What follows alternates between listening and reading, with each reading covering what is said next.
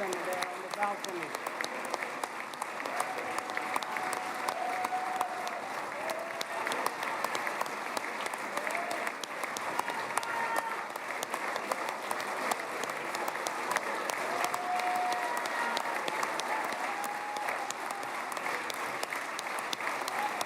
So much they love you.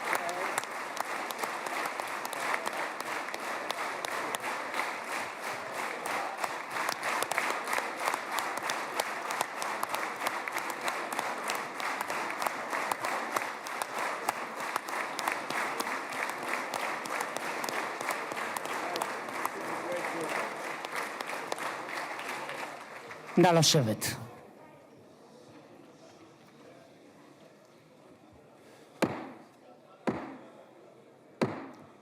חברות וחברי הכנסת, היום יום שני, כ"א בתשרי התשפ"ו, 13 באוקטובר 2025, ואני מתכבד לפתוח את הישיבה המיוחדת של הכנסת. Special convening of the Knesset to welcome President Trump, the President of the United States of America.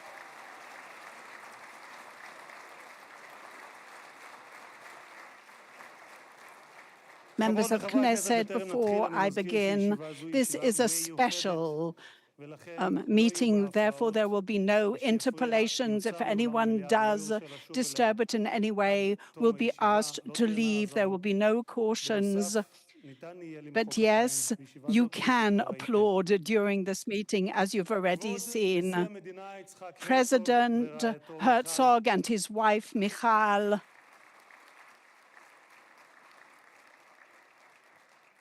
His Honor, Prime Minister Benjamin Netanyahu and his wife Sarah.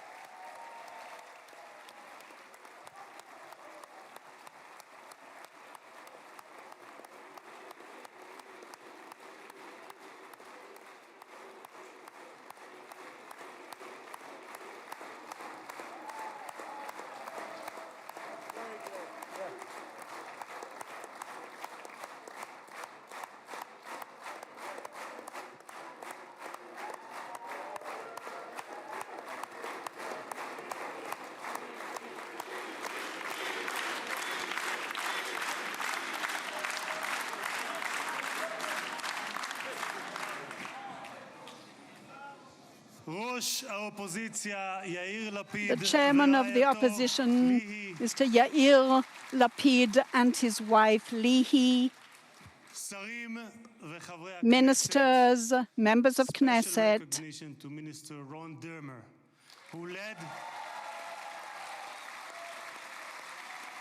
special recognition to Ron Dermer, who led, he's saying it in English,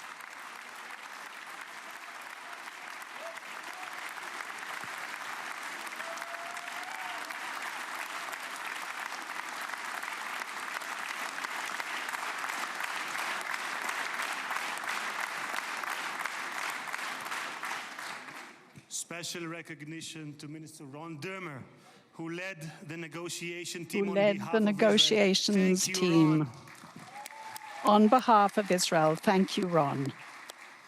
Secretary of State Marco Rubio,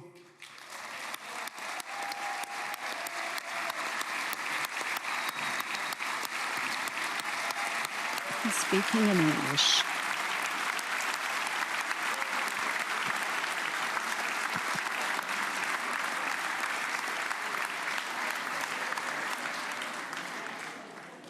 Secretary of War Pete Hegseth,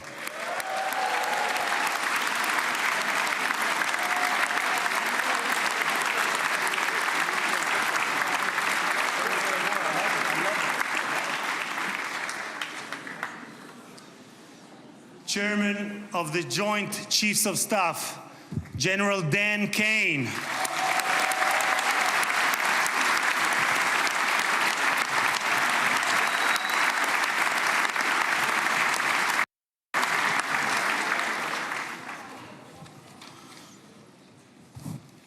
two key players, President Trump's special envoy, Steve Witkoff, who is here with his partner, Lauren.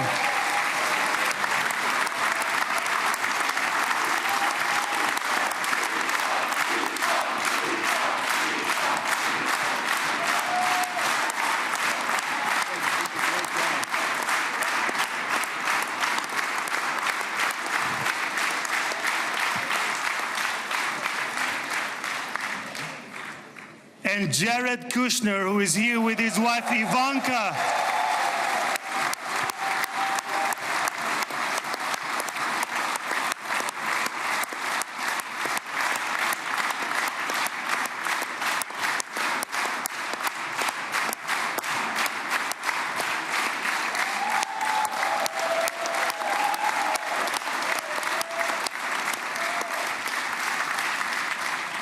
And thank you guys for everything that you have done to bring about this day. Ambassador of the United States to Israel, my dear friend and my absolute favorite rock star, Mike Huckabee.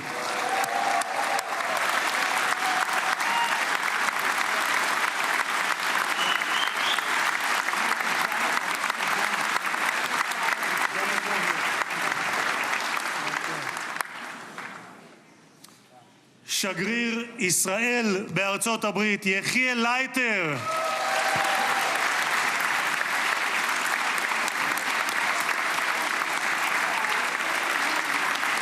תודה.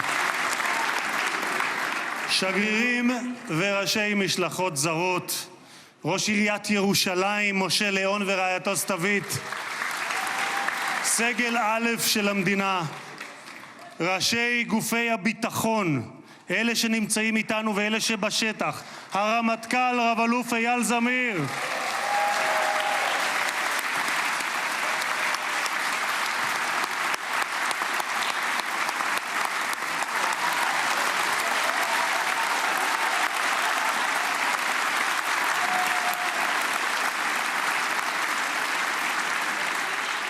המפכ"ל רב ניצב דניאל לוי,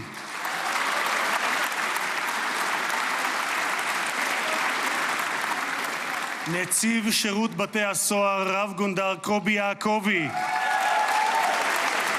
נמצא בשטח, הוא מאלה שנמצאים בשטח. He's in the field, yes, he's definitely one of those who's in the field. And the head of the Fire Extinguishing and Fire Brigade Commission. The chair of the Mossad, David Barnea.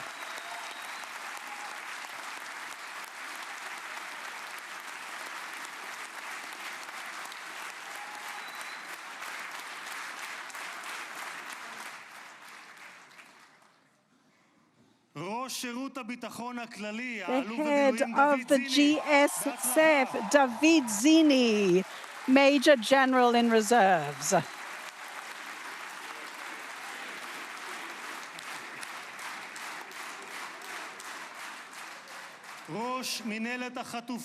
The chair of the Administration for the Hostages, Gal Hirsch.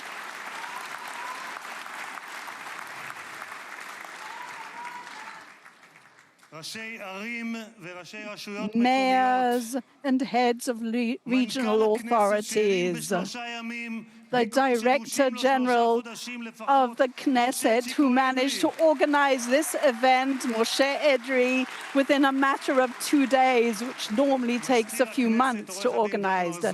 And the Secretary of the Knesset, Mr. Marzouk, and the legal advisor, Sagit Ofik, and the officer of the Knesset, Yuval Chen, the members of the executive of the Knesset, families of the hostages, bereaved families.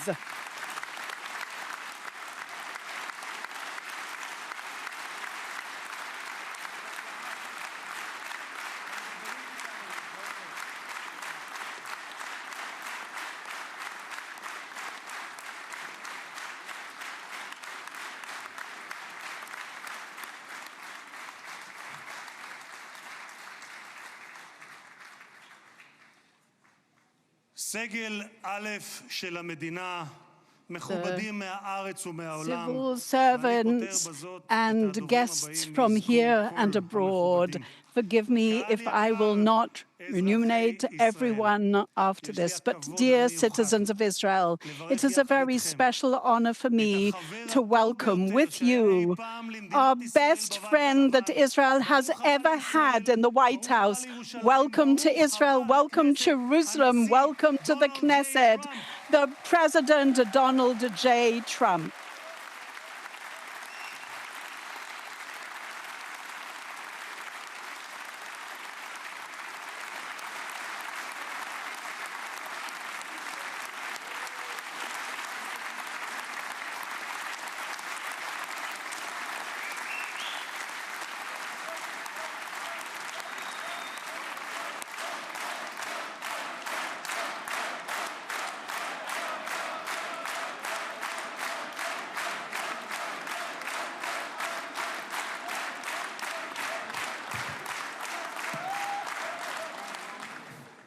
אדוני הנשיא, אני מבקש His להודות Excellency לך the President, I would שהענקת like to לכנסת thank את you הזכות that והכבוד you awarded us this privilege and right to be the first parliament outside the United States that you are visiting in this term of office. In such special days, I would like to say, we honor you to have honored us with this, with a special Jewish prayer. 2,000 years ago, we were exiled by force from this country, from our land. But never did we ever forget Jerusalem in all those years. It is the beating heart of the Jewish heart when it was actually established 3,000 years. And we have been praying to be back here every year. You, 7 years, were the first person, as the President of the United States, you recognized the sovereignty of Jerusalem as the capital.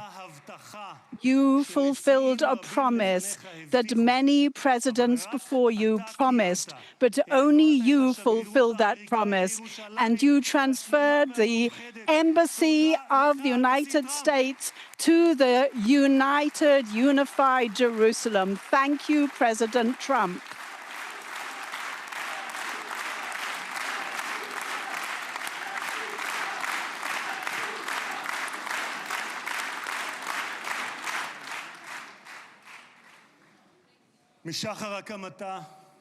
Since the dawn of its existence, Israel has been forced to fight, but it always stretched its hand out in peace.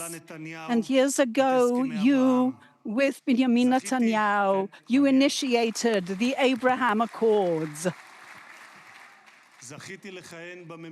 I was privileged to then serve in that Knesset, and as days have passed, it has taken on very special meaning, a personal meaning as well, because I was the Speaker of the first House that was formally invited by an Arab country, and we were invited, and where my parents, who were born there, in fact, in Morocco, a special privilege, you brought in coordinated all four of those countries, and you said, peace for the sake of peace. You brought that together and brought that about. Long before your first term of office, already in 2011, you identified the danger embedded in a nuclear Iran, and you said in English, is a major threat to our nation's national security interests. We can't allow Iran to go nuclear.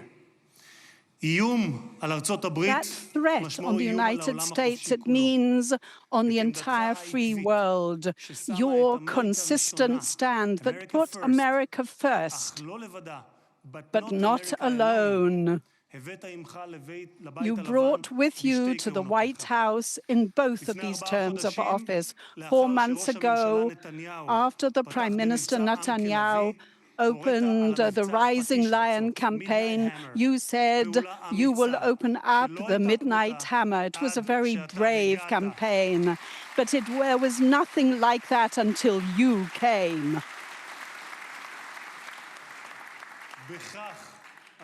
And thus, the President, you prevented a nuclear holocaust that Iran wanted to bring on us and the world. Their people have been shouting death to America and death to Israel. But today we can say open-heartedly to the Ayatollahs in Iran, they will not have nuclear weapons. Thank you, President Trump, for that.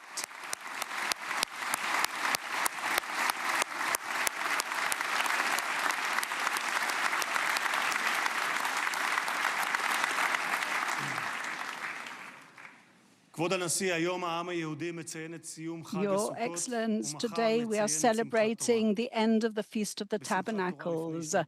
and we will celebrate Simchat Torah tomorrow. 2 years ago, it was the hardest day that Israel, since the dawn of its existence, has ever suffered, and the Jewish people since the Holocaust. Many times I came to the place of the slaughter and the massacre with foreigners from abroad, and we watched what had happened, all the atrocities. And just a few days after that, I accompanied Jared and Ivanka to those harsh areas, horrific areas. And we witnessed what had happened, Kfar Aza and Re'im, and what we saw, something that we had hoped that would never, ever be reiterated since the dawn of humankind. We're talking about massacres, rapes, and murders. The devil not only murdered, raped, burned, and murdered many of our brothers and sisters, but they also took them hostages, alive and dead. Since that, the people of Israel have been fighting the longest but justified war ever since its existence for the release, because that scar has been bleeding, that wound has been bleeding, and everyone has been suffering and crying with them. They were hanging between such despair and hope for 2 whole years. Today, where everyone, all these honorable guests are sitting, above us were all the pictures were hanging of the hostages. This morning, we were able to take down the pictures because they have been released and returned. It was spontaneous. And I received this pin. I received it from Eitan Mor, one of these hostages. But I am honored to remove it because Eitan Mor is already in the hands of his parents. They are embracing him. Thank you, President Trump. I can take the pin off now.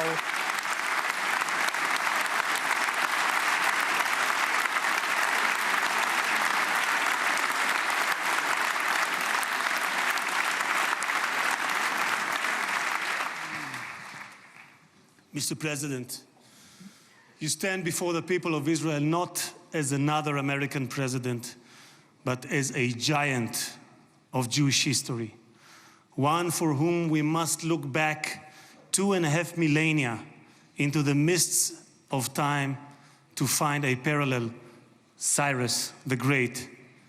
You, President Donald J. Trump, are a colossus who will be enshrined in the pantheon of history. Thousands of years from now, Mr. President, the Jewish people will remember you. We are a nation that remembers. Far from being a local struggle, what we are witnessing is a global struggle, a global battle between the forces of extremism, radicalism, and fundamentalism, and those of freedom, liberty, and democracy. What the world needs now is not appeasers who feed the crocodile in the hope that they will be eaten last, like the kind we have seen recently at the UN General Assembly. And by the way, President Trump, your team has checked the teleprompters. It is working beautifully. What the world needs now are more leaders who are brave, resolute, strong, and bold. The world needs more Trumps.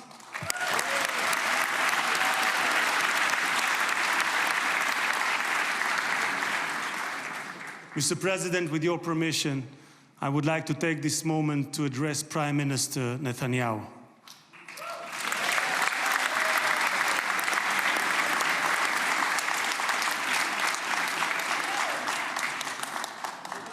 ראש הממשלה, תודה. ראש הממשלה, עמדת בכל שנות כהונתך, אבל בפרט בשנתיים האחרונות מול לחצים אדירים. Against pressures from all around. Steve Witkoff, who fought with you in the trenches for the return of the hostages, said about you, that the really hard work was the Prime Minister's work. He was the person who had to make very tough decisions, how tough to be with Hamas and when to be more flexible. There were times where, with you, Mr. Witkoff, that I thought we need to be more flexible or tougher. But I think in hindsight that we would not have reached this point if the Prime Minister had not acted as he did.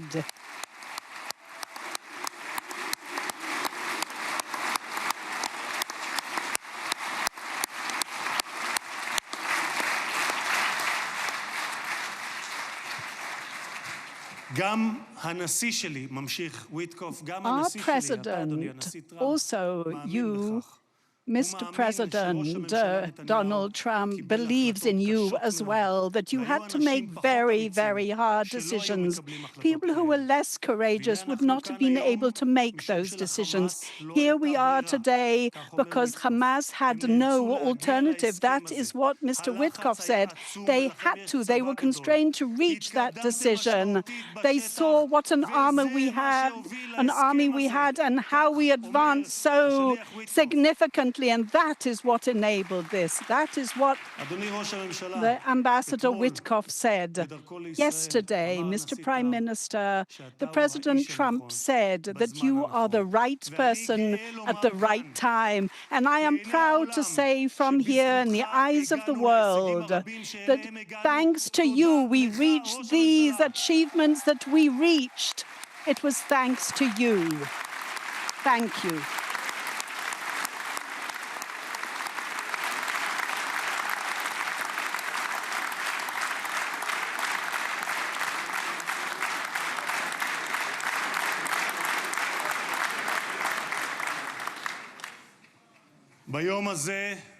On this day, we would like to thank from the hearts and our souls of our nation to the brave IDF soldiers.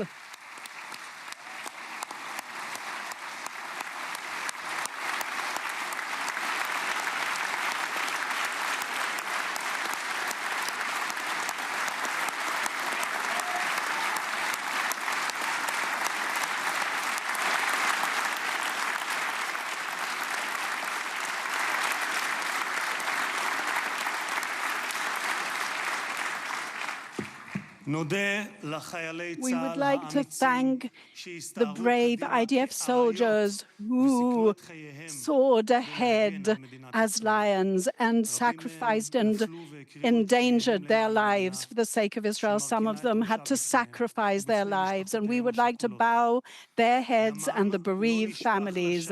Their blood was never shed in vain, because by their sacrifice, they brought us to this elevated moment, and their names will remain engraved in the hearts of our people, our nation. President Trump, you are the president of peace. There was not a single person on this planet who did more than you to advance peace. No one even came close. Your election to the presidency marked a turning point, not only for the United States, but for the entire world. Through your strength of character and unwavering resolve, you brought an end to bloody conflicts in no fewer than 8 regions across the globe. In less than 9 months, you became one of the most consequential presidents in history. You saved countless lives that would have been lost without your leadership. And as our sages teach, whoever saves one life, it is as though he has saved an entire world. You have proven that true peace is achieved through strength, and that only those who are prepared to use force in the present can prevent the need to use it in the future. Mr.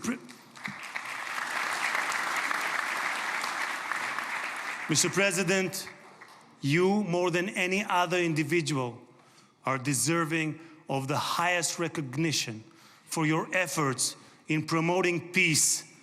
Therefore, I hereby announce that together with our good friend, Speaker of the House, Mike Johnson, we will rally speakers and presidents of parliaments from around the world to submit your candidacy for the Nobel Prize, Peace Prize next year. There is no one more deserving than you, President Trump. No one.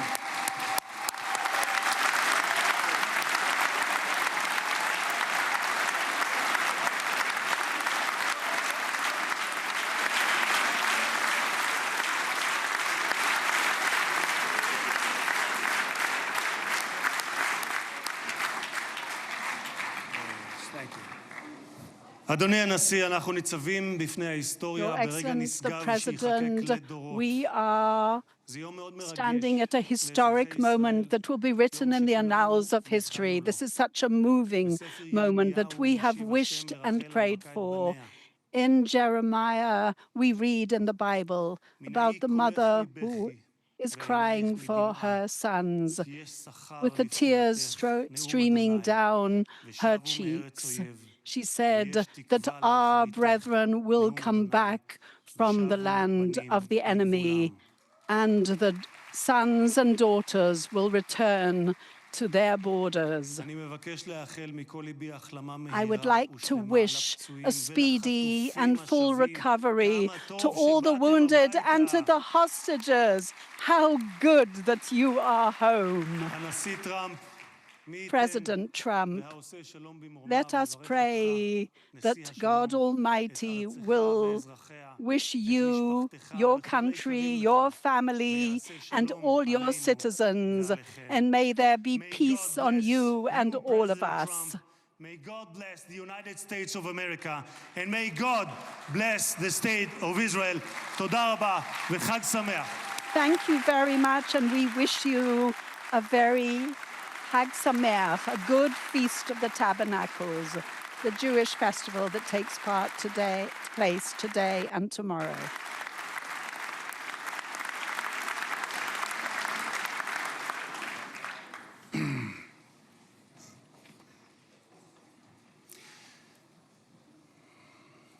It is an honor and a privilege for me to invite the Prime Minister and member of Knesset, Benjamin Netanyahu, to address us.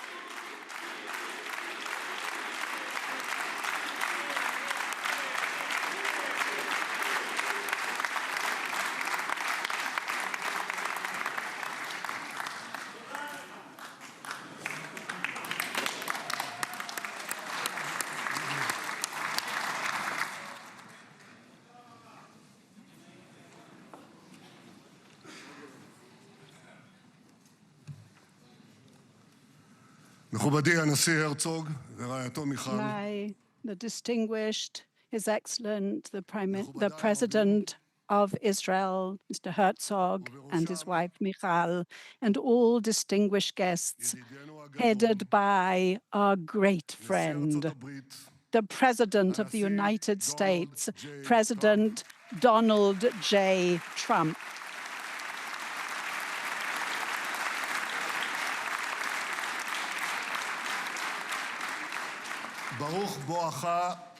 Welcome to Jerusalem, our eternal capital.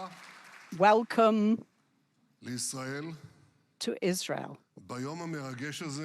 On this moving day that will definitely be engraved in the annals of our history, and you, Mr. President, will also, your name will be engraved in our history. You have already been engraved in the annals of humankind, but we remember our friends, and we know what your important part has been, a decisive part in the return of the rest of our hostages on this day. The harbinger of good tidings came just an hour ago that all those live hostages have been returned to us. What excitement! We have been waiting for this moment, and we are committed to bringing them all home. And I would like to personally thank you, and on behalf of all, our entire nation, thank you, President Trump. Thank you.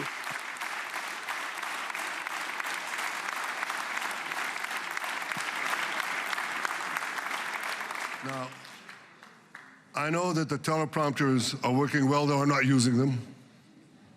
But I'm not sure about the translation. So I'll say words in English. President Trump, the Knesset welcomes you and your distinguished delegation to Jerusalem, our eternal capital. This is your first visit to Israel since you recognize Jerusalem as our capital and moved the embassy here.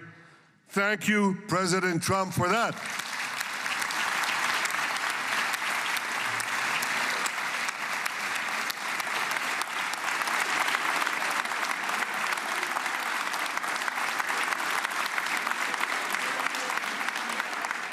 There are many other reasons to thank you since your last visit here. Thank you for recognizing Israeli sovereignty over the Golan Heights.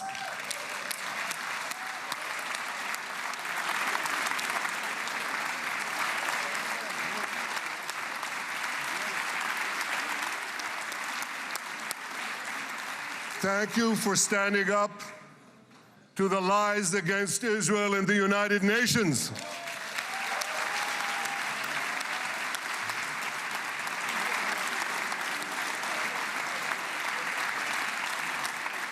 Thank you for recognizing in your 2020 peace plan our rights in Judea and Samaria, the ancestral homeland of the Jewish people.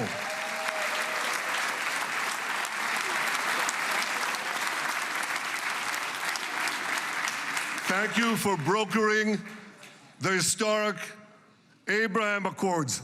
Abraham, Eskemei Avraham.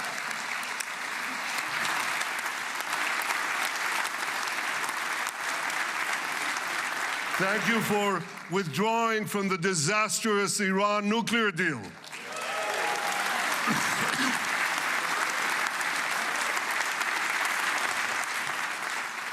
Thank you for supporting Operation Rising Lion and for your bold decision to launch Operation Midnight Hammer. Boy, is that, you got to hear this.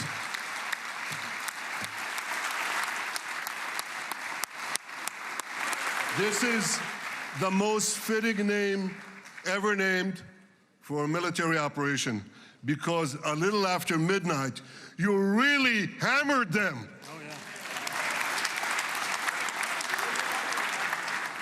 My friends, this is only a partial list, but it's enough to affirm what I've said time and again. Donald Trump is the greatest friend that the state of Israel has ever had in the White House.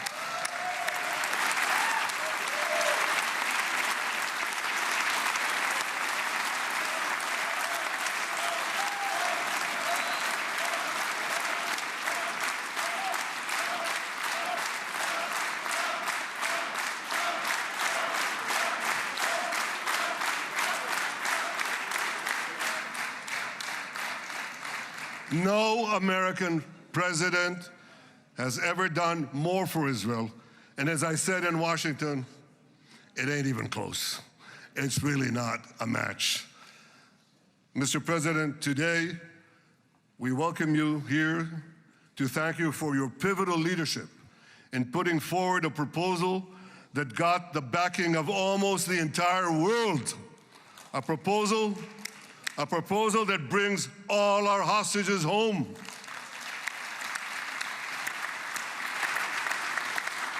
A proposal that ends the war by achieving all our objectives.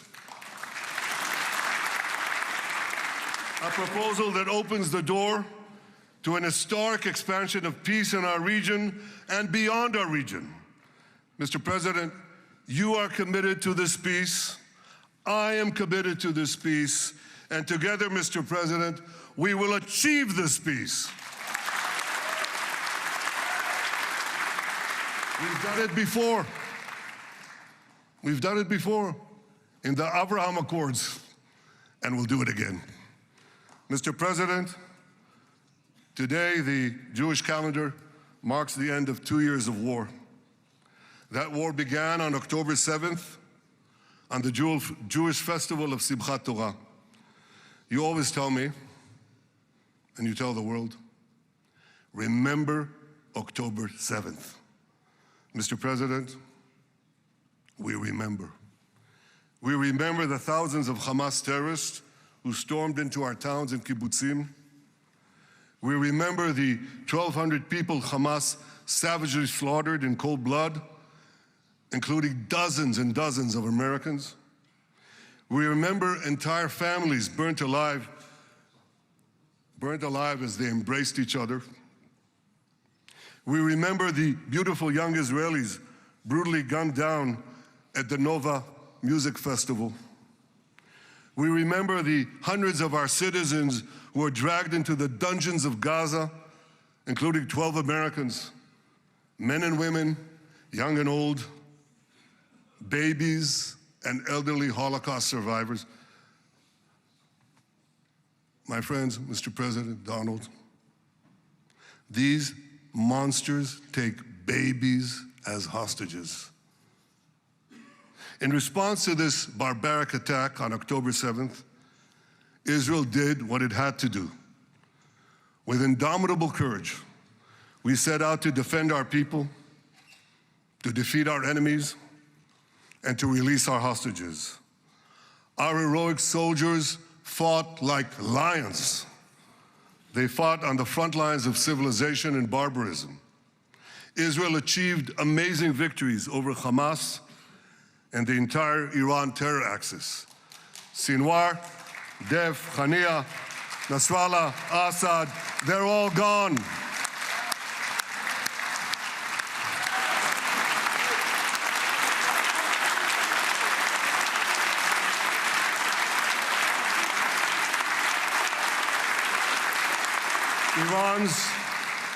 Iran's nuclear weapons and ballistic missile program, with your enormous help, Mr. President, rolled back.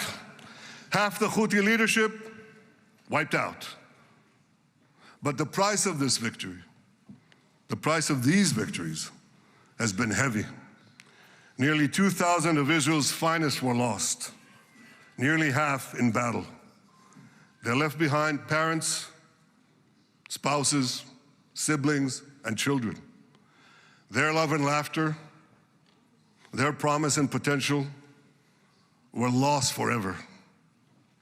To the families of our fallen fighters, many of them are here, I say, I know the depth of your pain. I know the inconsolable grief that will accompany you for the rest of your lives. The state of Israel bows its head in eternal gratitude to our fallen heroes. Because of these heroes, our nation will survive. Because of these heroes, our nations will thrive. And because of these heroes, our nation will have peace. Mr. President, thousands of our brave soldiers were also wounded, suffering terrible blows to body and soul. Brave soldiers like Ari Spitz. Ari is an American. Ari is an American Israeli who was injured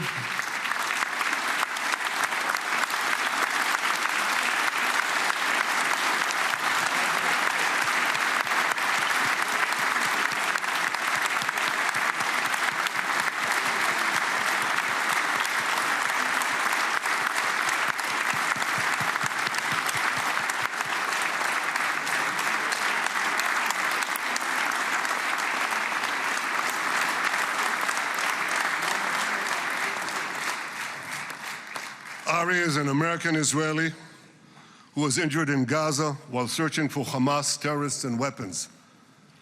2 of Ari's comrades were killed in this action, and 10 were injured. Ari was presumed dead, but made a miraculous recovery despite losing 3 limbs. Ari, stand up for a minute alone. Stand up. There you go. There. Ari. Ari, you are the spirit of Joshua. You are the spirit of David. You are the spirit of the Maccabees. You are the spirit of Israel. I salute you. We all salute you.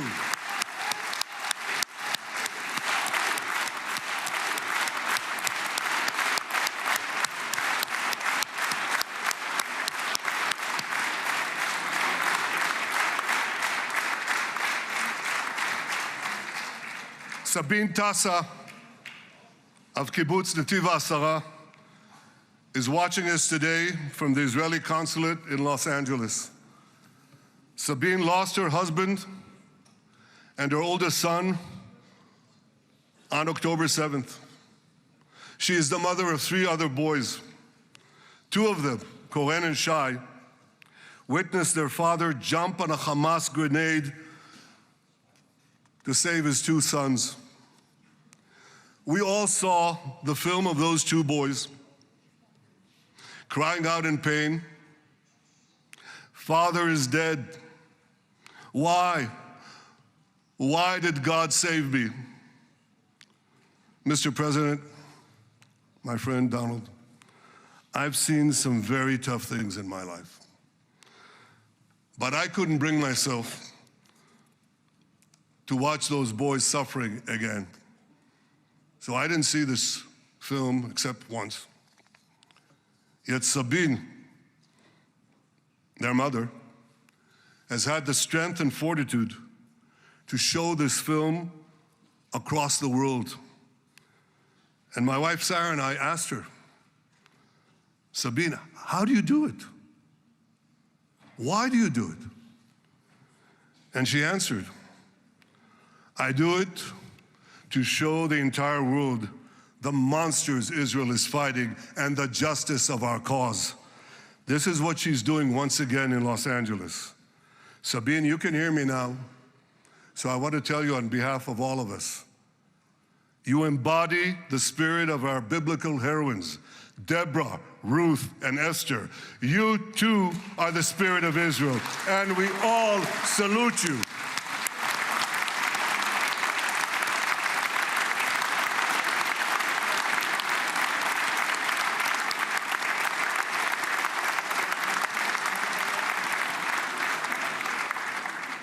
Mr. President, you asked me on our many conversations during the 12-day war with Iran, you asked me, how are the people holding up? And I said to you, our people are strong. Israelis are a nation of lions with unlimited resolve to defend our country and secure our future. The people give strength to our soldiers, and the people give strength to me and to my colleagues. The Jewish people have risen from the ashes time and again, but when we formed the State of Israel and the Army of Israel, we pledged never again would be defenseless against our enemies. And that resolute strength not only assures our survival, it assures our future, it assures peace. We have paid a high price for this war, but our enemies now understand just how powerful and just how determined Israel is. They understand that attacking Israel on October 7th was a catastrophic mistake. They understand that Israel is strong and that Israel is here to stay. And this, Mr. President, is the indispensable foundation of peace. Peace through strength. Ladies and gentlemen, this is a momentous day, a day of great joy as the remaining hostages come home. My wife Sarah and I have met with the hostage families many times. There were no words to describe their agony, only tears of bottomless sorrow and unimaginable pain. At the beginning of the war, I promised to bring all the hostages home. Today, with the indispensable help, the determined and focused help, the unremitting help of President Trump and his team, and with the incredible sacrifice and courage of the soldiers of Israel, we are fulfilling that promise.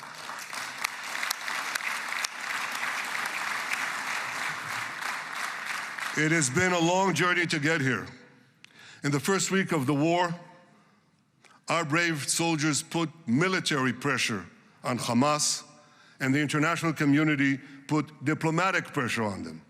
This enabled us to secure the release of over 100 hostages.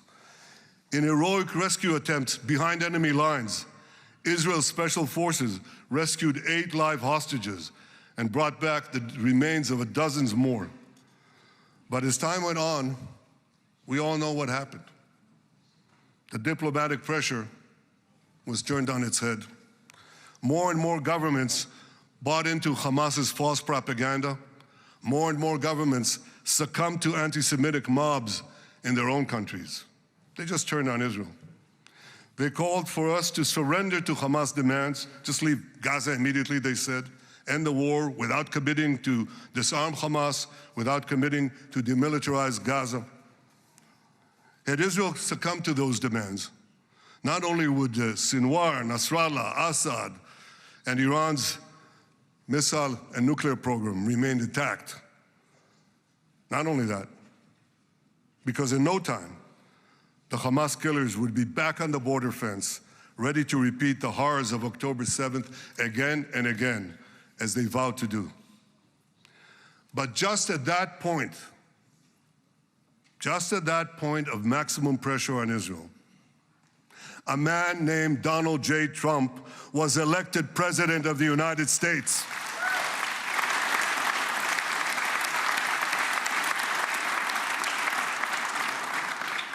And ladies and gentlemen, overnight, everything changed. Everything.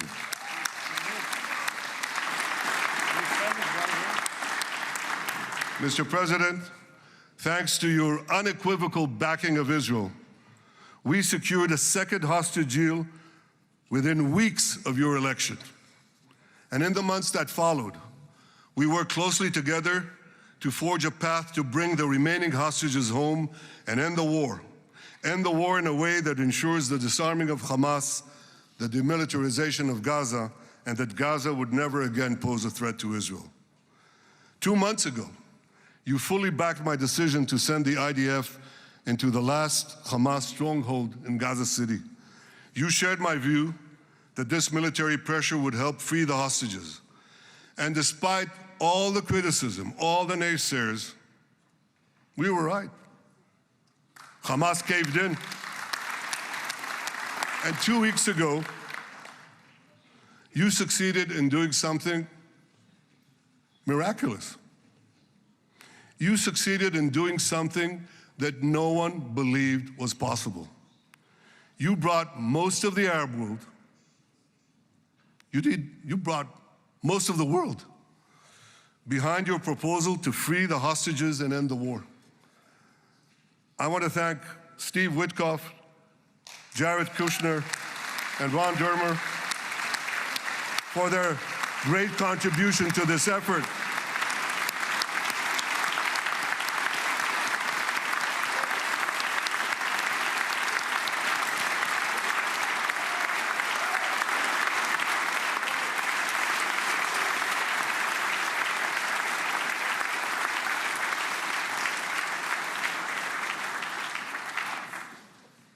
And I want to thank our negotiating team. I believe that the close cooperation between the two of us, between our two nations, combining Israel's military pressure and President Trump's unmatched global leadership. I have to tell you, I've seen a lot of American presidents. I've seen them all in the time that I've been here, and I've been here quite a lot of time. I've never seen anyone moved the world so quickly, so decisively, so resolutely as our friend President Donald J. Trump.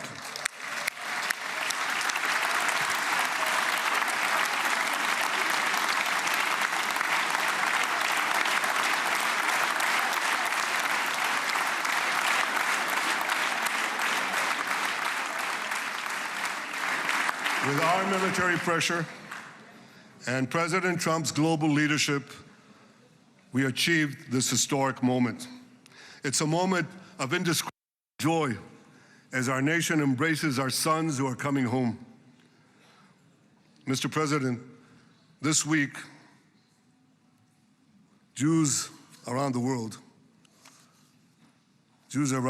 are going to read the book of Ecclesiastes, Kohelet, in the Bible. The Bible has many miraculous moments. One of them was your decision to bomb Fordo. I think it was a pivot of history because it wasn't meant only to bomb Fordo. That action and your previous action of taking out Qasem Soleimani, the architect of death, I think that changed the balance of power in the world. You brought America back again to the driver's seat.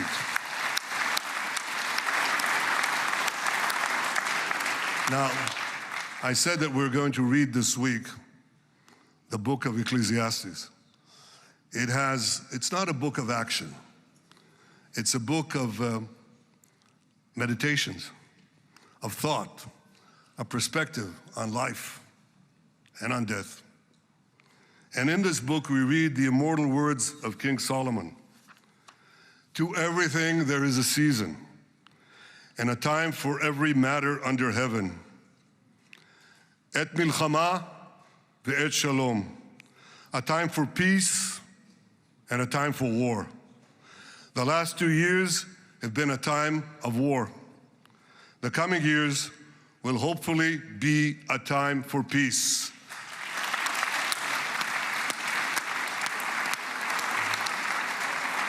Peace inside Israel and peace outside Israel.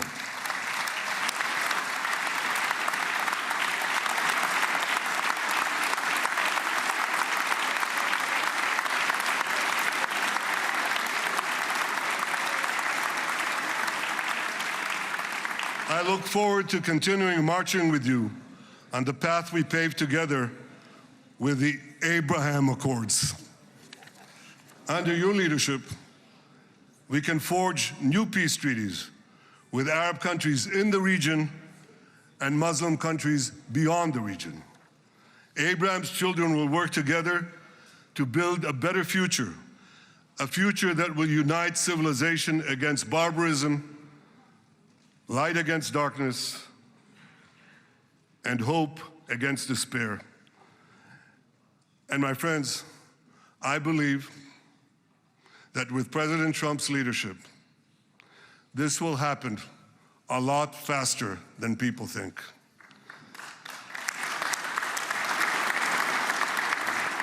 As Prime Minister of Israel, I extend my hand to hold those who seek peace with us.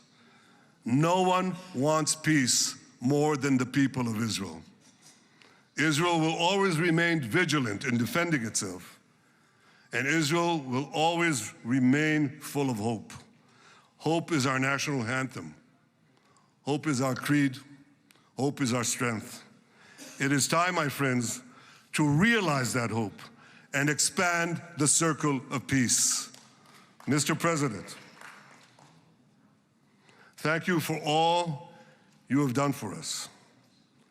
I have submitted your nomination to be the first non-Israeli recipient of the Israel Prize, Israel's highest award. As to that other prize, just a question of time, you'll get it. But I want you to get the Israel Prize, our highest award. to our greatest friend.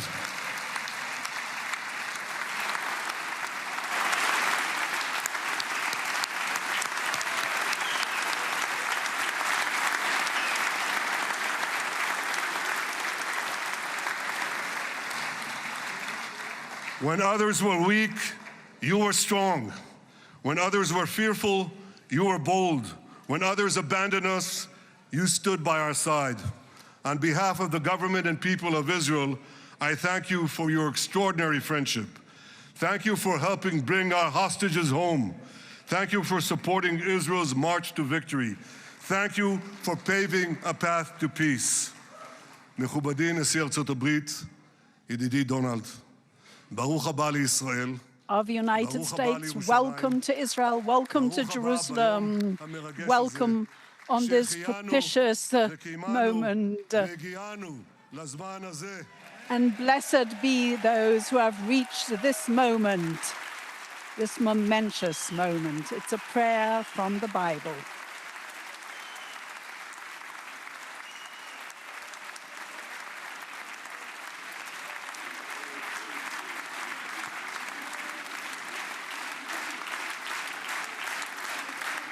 May God bless you and your family, Mr. President. May God bless America. May God bless Israel. And may God bless the covenant between our two promised lands. Thank you, Mr. President.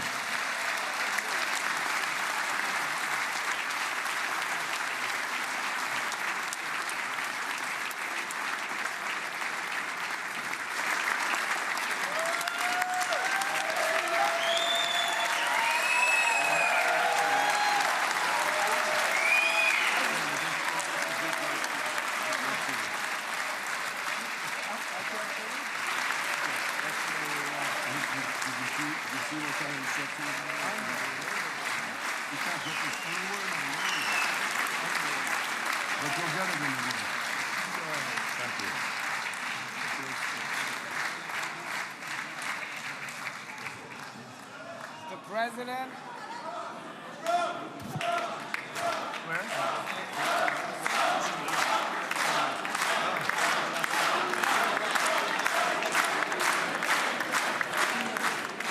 Come on up, opposition. Come on, opposition. Yeah. Okay.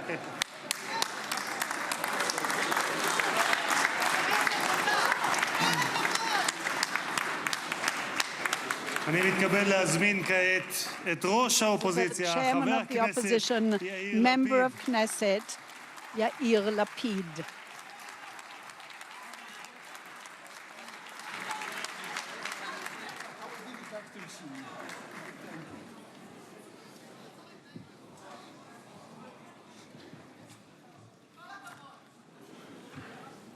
Mr. Speaker, members of Knesset, ministers, President Herzog, Prime Minister Netanyahu, distinguished guests, Your Excellency, President Trump. For 2 years, we waited for this moment.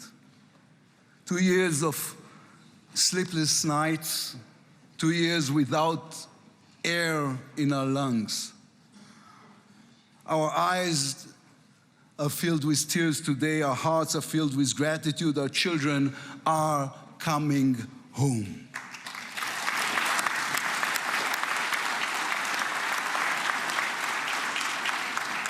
In the Babylonian Talmud, a sacred book of the Jewish people, it is written, whoever destroys one life, it is as though he destroyed an entire world, and whoever saves one life, it is though as he has saved an entire world. Mr. President, you have saved the lives of our hostages.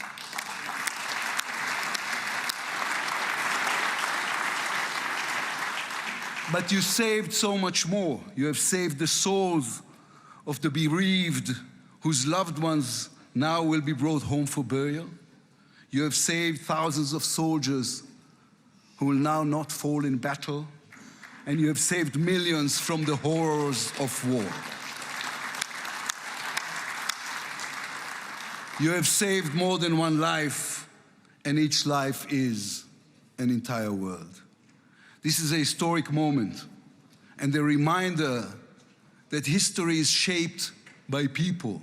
It is shaped by those who know the past but have the vision to change the future.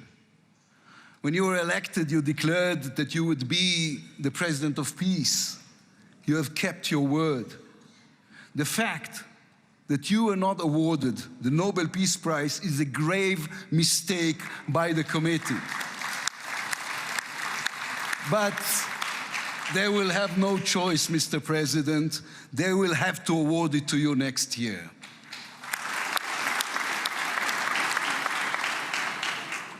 Peace will not come by waiting. It will come by building, by reaching out, and by daring once again to believe. You, Mr. President, have done the unimaginable. We will be eternally grateful. But we also need to take responsibility. The destiny of Israel will always be written by the people of Israel. We must now prove ourselves worthy of what has been achieved. From its founding, Israel has said to the world that our strength, our power, rest upon our values. Israel is the strongest country in the Middle East because we are the only democracy in the Middle East. Because we believe in the principles laid in our Declaration of Independence, which says Israel will ensure complete equality of social and political rights to all its inhabitants, irrespective of religion, race, or sex. It will guarantee freedom of religion, conscience, language, education, and culture. It will safeguard the holy places for all religions. Those are our values. That is who we are as people, as a country. Our neighbors must understand one more thing about us. We are not going anywhere. The Middle East is our home. We are here to stay. Our story did not end in the Bible. It began there. It continues in our laboratories and universities, in our innovation hubs. Hamas, Hezbollah, Iran, and the Houthis, they all read the wrong intelligence reports. The real intelligence report on Israel's intentions is found in the book of Genesis. And I will give you and your descendants after you the land of Canaan for an everlasting possession. We call upon the nations of the Islamic world and all our neighbors, Saudi Arabia, Syria, others. We are here to stay. We can do great things together. Come and talk to us. Mr. President, you are the one who can make it happen as you did with the historic Abraham Accords. Then too, no one believed it was possible. Then too, you imposed your vision on everyone. While others spoke of difficulties, you created opportunity. You can be the one to bring the next wave of peace. The people of Israel support this. They want this. We are ready. And you can later today in Egypt with your unbelievably talented team, my friends, Steve Witkoff, Jared Kushner, Marco Rubio, Pete Hegseth, forge a regional alliance that will change not only the Middle East, but the entire world. After 2 years of war, the peoples of this region should look around and ask themselves, whose situation is better? Those who chose the path of peace or those who chose the path of war? Those who invested in their people, in the education of their children, in science and education and technology, or those who invested in hate and in violence? From here I say to all those who demonstrated against Israel these past 2 years, on the streets of London and Rome, in Paris and in Columbia University, I do not represent the government. As you know, I am the leader of the opposition. And I tell you, then you were deceived. You were deceived. Propaganda experts, funded by terror money, manipulated you. Now that the war has stopped, you have time and a chance to go and learn the facts. The truth is, there was no genocide, no intentional starvation.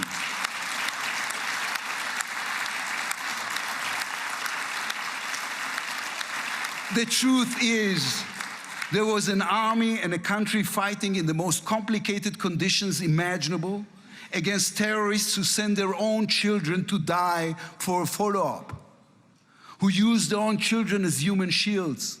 The truth is that a democratic state was attacked by a fanatical terrorist organization. 1,200 people were killed in one day, women were raped, babies were burned alive. And all that, on all the while, they played with your minds, selling you the absurd idea that supporting Islamic terror is somehow a liberal value. There is good and evil in this world. When you stand with Hamas, you stand with evil. When you stand with Hezbollah, you stand with evil. When you stand with the Iranian regime, you stand with evil. When you stand with Israel, you stand on the side of justice.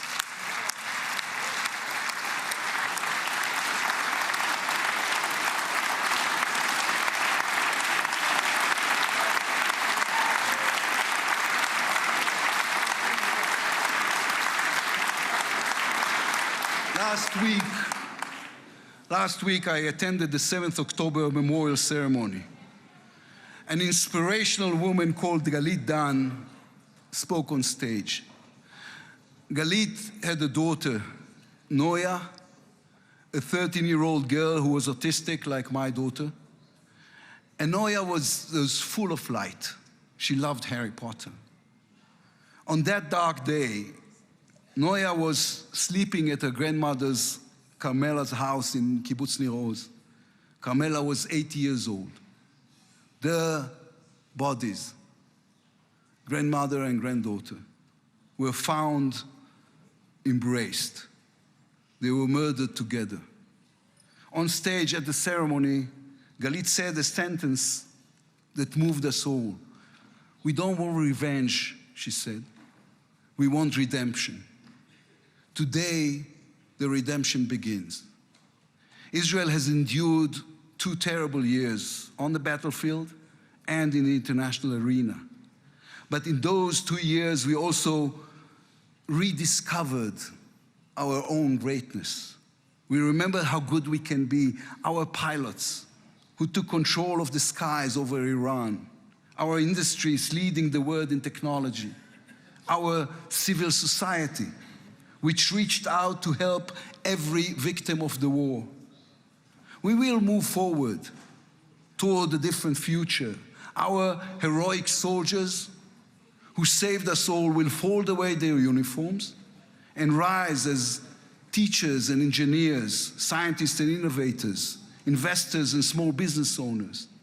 We will never be able to repay the debt to those who sacrificed everything these past years, to those who, as President Lincoln said, gave the last full measure of devotion.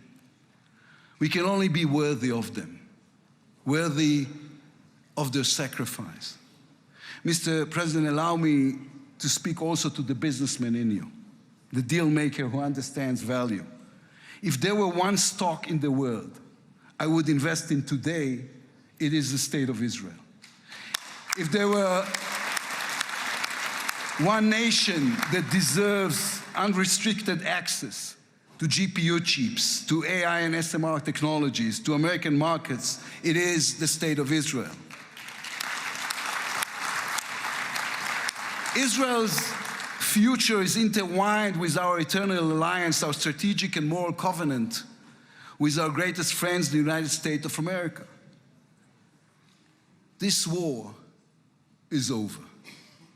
We will always need to stay vigilant, to guard against those who seek our destruction. but the state of Israel is about to reinvent itself.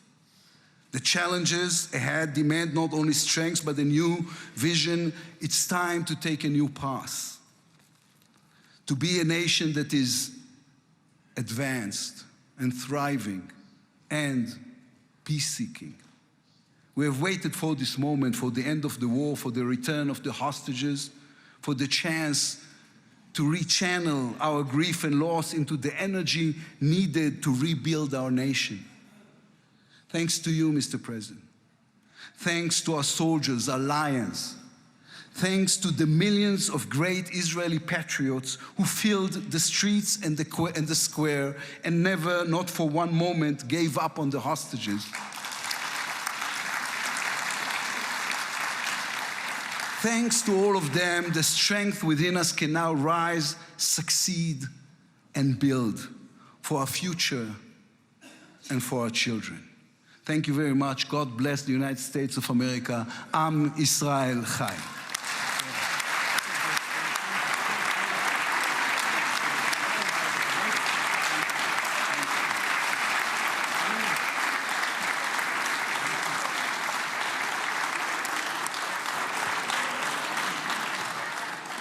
אני מודה לראש האופוזיציה, ועכשיו, members of the Knesset, it is now my distinct honor to invite the President of the United States of America, His Excellency Donald J. Trump, to address the Knesset.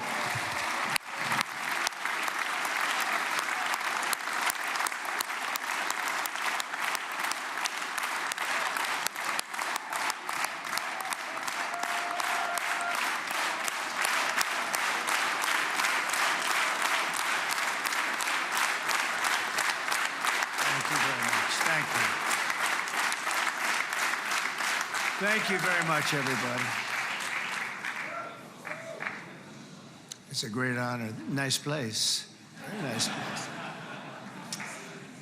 Mr. President, Mr. Prime Minister, Mr. Speaker, esteemed members of the Knesset and cherished citizens of Israel, we gather on a day of profound joy, of soaring hope, of renewed faith, and above all, a day to give our deepest thanks to the Almighty God of Abraham, Isaac, and Jacob.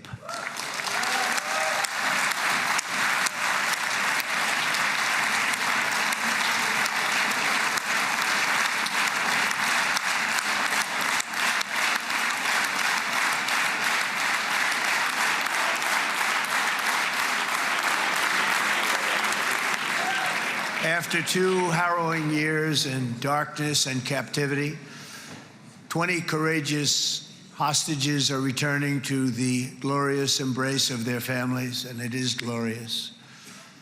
28 more precious loved ones are coming home at last to rest in this sacred soil for all of time.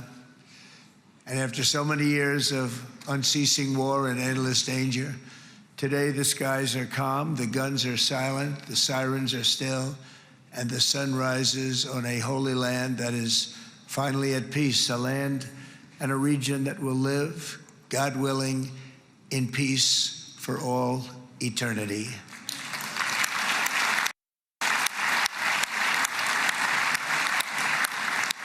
This is not only the end of a war, this is the end of an age of terror and death, and the beginning of the age of faith and hope and of God. It's the start of a grand concord and lasting harmony for Israel and all the nations of what will soon be a truly magnificent region. I believe that so strongly. This is the historic dawn of a new Middle East. I want to express my gratitude to a man of exceptional courage and patriotism, whose partnership did so much to make this momentous day possible. You know who I'm talking about. There's only one, Prime Minister Benjamin Netanyahu. Bibi, please stand up.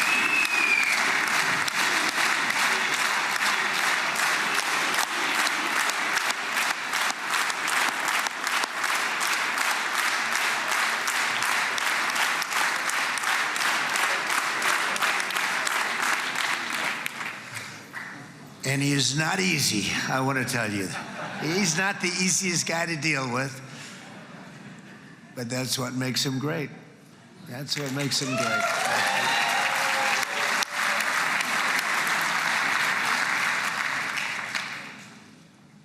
Thank you very much, baby. Great job.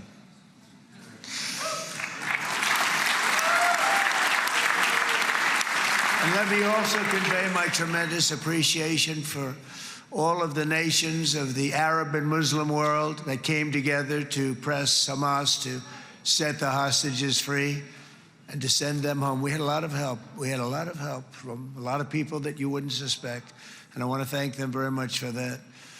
It's an incredible triumph for Israel and the world to have all of these nations working together as partners in peace. And it's pretty unusual for you to see that, but it happened in this case. This was a very unusual point in time, a brilliant point in time.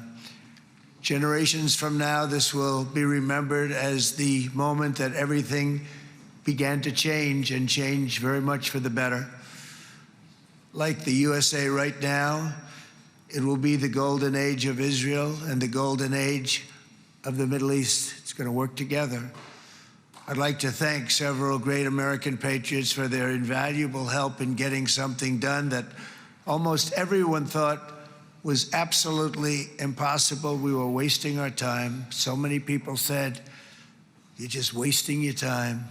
But we weren't, because we had talented people working with us, and we had people that loved your country, and frankly, people that loved the region. They loved the Middle East. I want to thank my friend Steve Witkoff.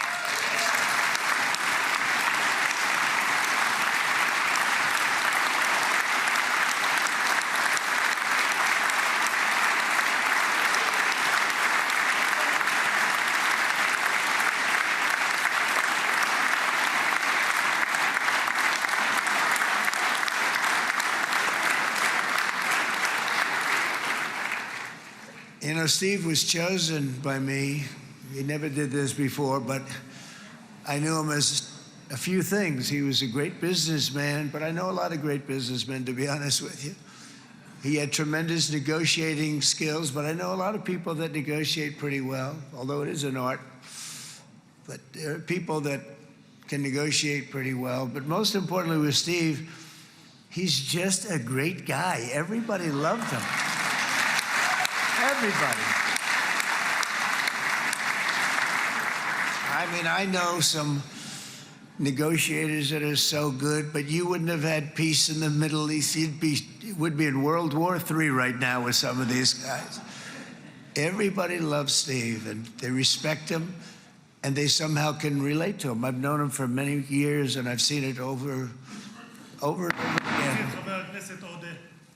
להוציא את חבר הכנסת הזה, להוציא אותו מהאולם, להוציא אותו מיד, החוצה, החוצה, החוצה. להוציא גם את חבר הכנסת כסיף, להוציא את חבר הכנסת כסיף מהאולם, להוציא אותו מיד.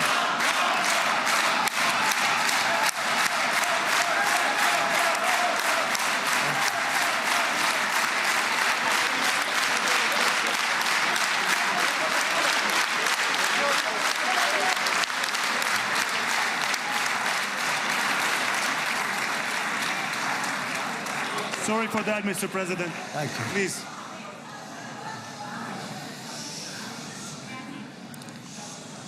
That was very efficient.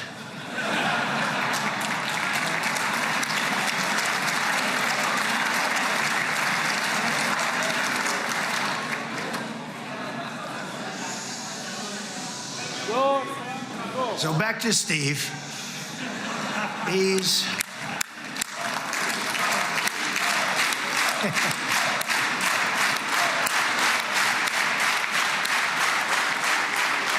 But I tell one story because he was so involved, and then we called in Jared. We need that brain on occasion. We got to get Jared in here. We got to get a certain group of people. But Steve started this all by himself. I call him Henry Kissinger, who doesn't leak, okay?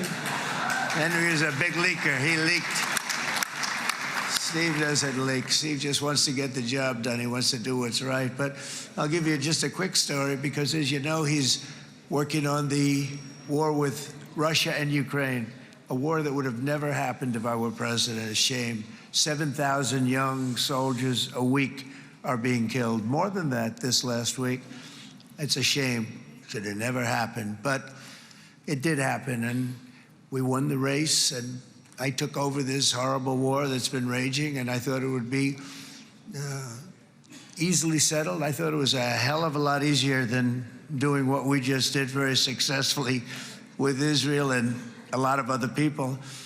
But this came first, and we'll get that one. But I set up a meeting for him to meet with President Putin, thinking it would be a 15 or a 20-minute meeting. Steve had no idea about Russia, had no idea about Putin too much, didn't know too much about politics, wasn't that interested. He was really good at real estate, but he had that quality that I was looking for, and I didn't see it around in too many ways. And I set up the meeting with Putin, and I called. I said, is Steve finished yet? That was about a half an hour into the meeting.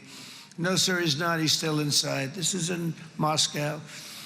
I said, well, how's he doing? I don't know, sir. He's still inside. I called up an hour later. Let me speak to Steve. Sir, he's still with Putin. He's with President Putin. I said, wow, that's a long meeting, 1 hour. I called up an hour later, he was still with Putin. 3 hours later, he was still with Putin. 4 hours later, he started to get the word that he was going to be coming out soon. And in 5 hours, he came out. I said, what the hell were you talking about for 5 hours? And he says, just a lot of interesting things.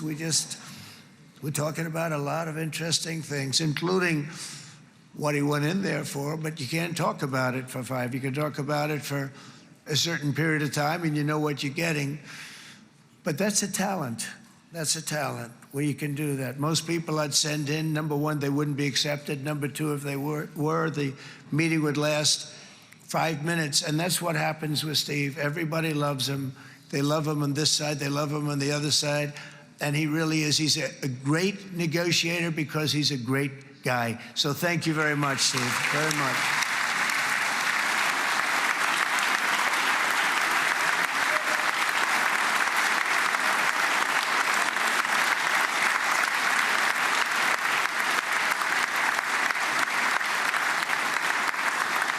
And let me also give a very special thanks to someone who truly loves Israel.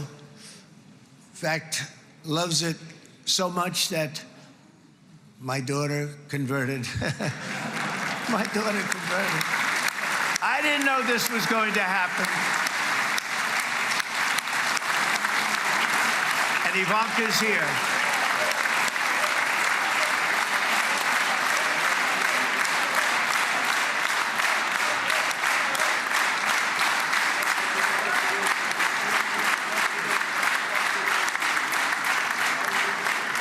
And Bibi, you do know this was not in the cards for me. You understand that. And she is so happy, and they are so happy. At least I think they're happy. If they're not, we have a big story, right? No, they have a great marriage, and they get along great. They're best friends. They have a very special relationship. But Jared has been so helpful. He really did something very special. He established the Abraham Accords with a group of very wonderful people. I like calling it the Avraham Accords, because people that, right? Avraham. It's so cool. It's so much sort of nicer, you know? The Abraham versus the Avraham.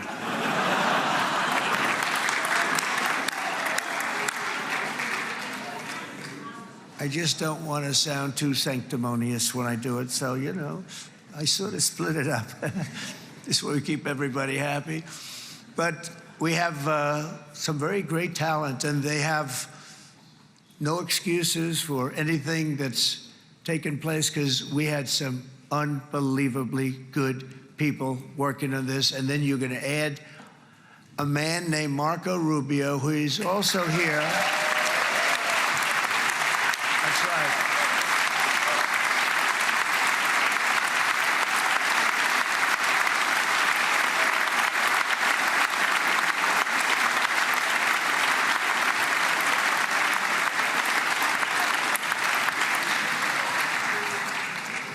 And I have a prediction that Marco will go down, I mean this, as the greatest Secretary of State in the history of the United States. I believe that. I believe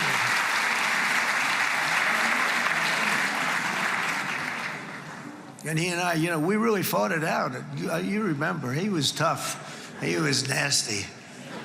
Who the hell thought this was going to happen, Marco, right? And now I'm saying he's going to go down as the greatest. He will. He was always smart and sharp, and people respect him. And then we have somebody who's young, but an unbelievable leader. I saw it a long time ago, and he's turned out to be even better than we thought. Right, Susie? I think even better.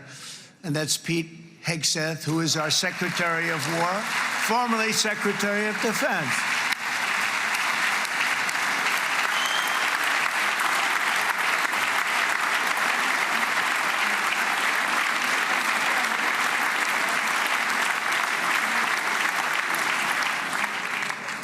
And as you know, we decisively won World War I. We decisively won World War II decisively. And everything in between and everything before it, we won everything. And then they had the brilliant idea of changing the name from war, you know, it was war, to defense. And with that went a certain thinking. And we fought in a very politically correct way after that. We always had the strongest military, and now we have a stronger military than we've ever had before. Because of my first term, I've totally rebuilt the military, every aspect of it. But we have, if you think, we settled 8 wars in 8 months. I'm now including this one, by the way, if that's okay. They may say, well, that was quick. Because yesterday I was saying 7, but now I can say 8. The hostages are back. The hostages are back.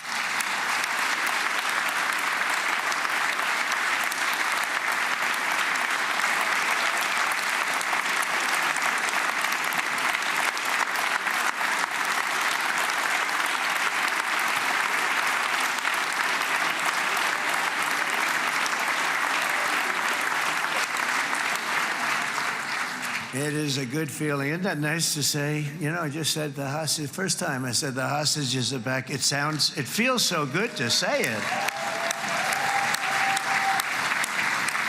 But when you settle 8 wars in 8 months, that means you don't like war.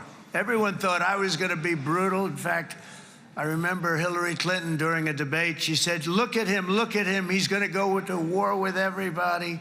And actually, she said, he's got a personality that's all about war. No, and my personality actually is all about stopping wars. And it seems to work. It seems to work.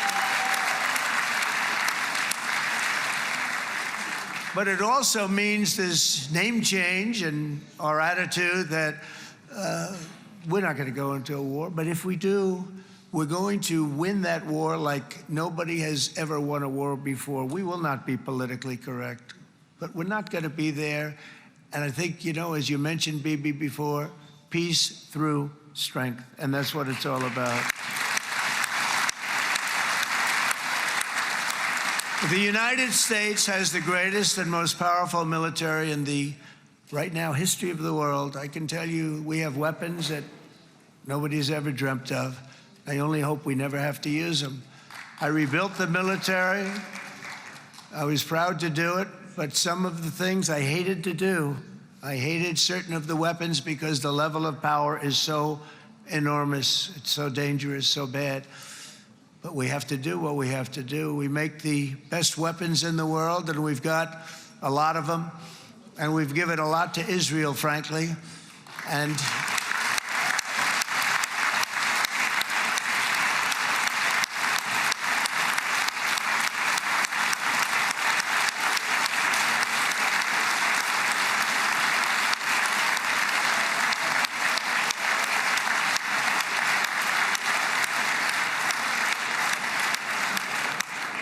I mean, Bibi would call me so many times, can you get me this weapon, that weapon, that weapon? Some of them I never heard of, Bibi, and I made them.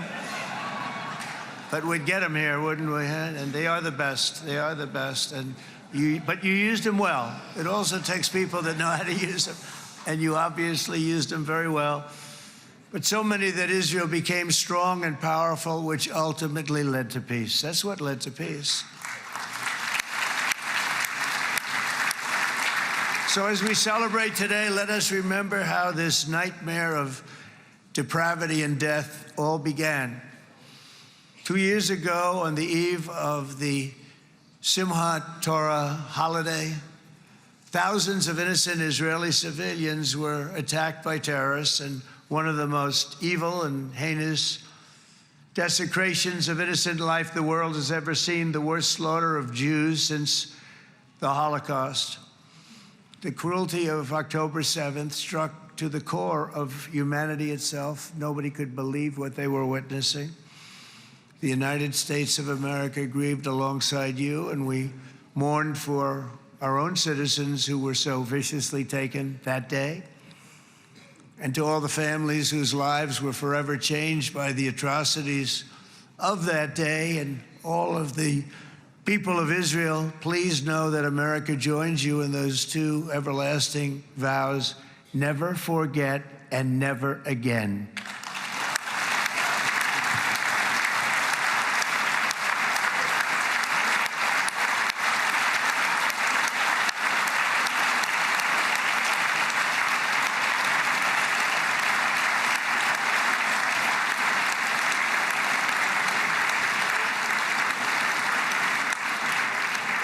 From October 7th until this week, Israel has been a nation at war, enduring burdens that only a proud and faithful people could withstand. It was a very tough period of time. For so many families across this land, it has been years since you've known a single day of true peace. But now at last, not only for Israelis, but also for Palestinians and for many others, the long and painful nightmare is finally over.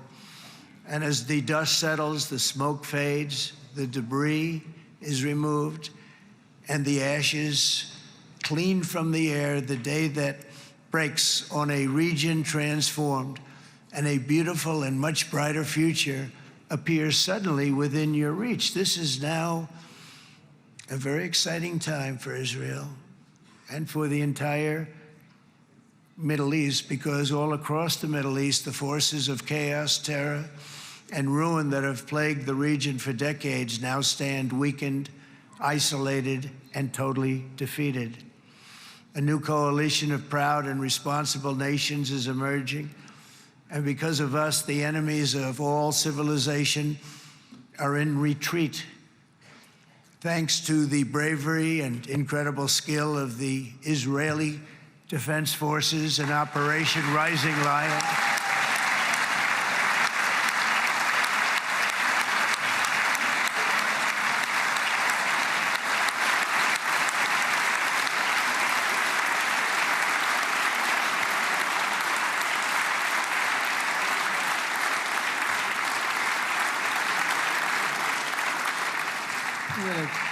guy's central casting. Let's put him in a movie. Look at him. Great job. And my people loved working with you. Loved it. They worked so well together. But many of Iran's top terrorists, including nuclear scientists and commanders, have been extinguished from this earth. And with Operation Midnight Hammer, boy, that's a great name for that, what we did last June. The United States military flew 7 of those beautiful B-2 bombers. They look so beautiful all of a sudden. They were always, I thought they were pretty planes. I had no idea they could do what they did. In fact, we just ordered 28 more of them. A little updated version. We ordered a whole pile of them.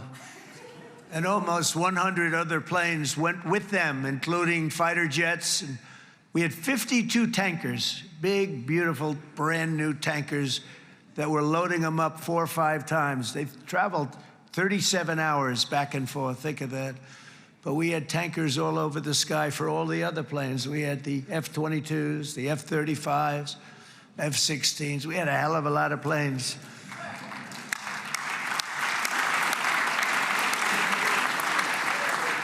So we had 52 gas stations in the sky. That's what they call them. I'll tell you, I wouldn't want to be flying one of them. We have our great General Raisin Cain right here. General, stand up. This guy, what a general. Thank you.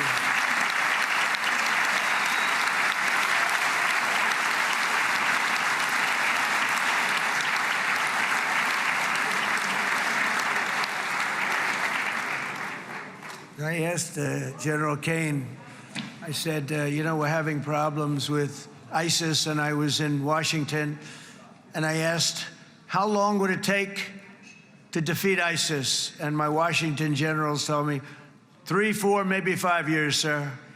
I said, I don't get it. We got the best equipment in the world. Why? So I flew to Iraq, and I met with a man named Cain. He said, what's your first name? He said, they call me Raisin, sir. I said, wait a minute, your name is Raisin Cain?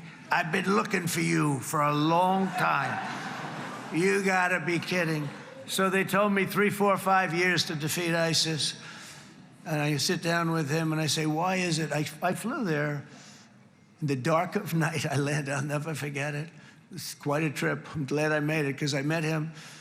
I said, could I ask you, General? I come down, he's standing with another general and a sergeant. Everybody was like central casting. They could go into a movie right now. Between him and you guys over here, we could get rich making movies, okay?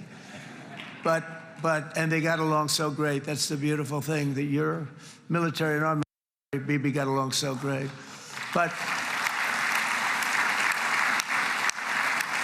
I was told by the television generals in Washington, we have the best equipment in the world. Why is it taking so long? And they said, 4 years. I said, so let me ask you, Raisin, how long would it take you to defeat ISIS? Sir, we can do it in 3 weeks, but you'll probably have some time left over. I said, you gotta be kidding. What the hell are you talking about? They said 4 years. I said, well, sir, look, it's not my place to say, but you're asking me the question. What you have to do is you hit him from the west, you hit him from the north, you hit him from the south, you hit him above, you hit him below. I said, so why didn't they do it? And he didn't want to speak badly of his superiors, which is hard to believe they were his superiors. It should have been the other way around a long time ago, because he's the one that did Operation Hammer. It was flawless. It was flawless. It was absolutely flawless. And I said, so you really think you can do it in 4 weeks? Yes, sir, 100%. You have to do it differently than they were doing it. They were using one base, and it was hundreds of miles away. And he says, we have all these portable bases all over the Middle East. And they didn't want to use them because they didn't want to offend the country where the portable, they wouldn't have even known what the hell the planes were going up, right? They wouldn't have known, but he said, no, they didn't want to defend anybody, offend anybody, but we can do it in 4 weeks. I said, you sure about that? I'm going to call you back. I'll call you back on Monday. I'm going back to Washington. But you think 4 weeks? Yes, sir, I think we can do it in 4 weeks. We'll have time left over. So I call him on Monday. I say, you think you can do it? 4 weeks. I said, go ahead and do it. He did it. I'll tell you, he did it in 4 weeks, less than 4 weeks. So, General, stand up, please. Again, this is a real general. This is not a television general. He doesn't want to go on television.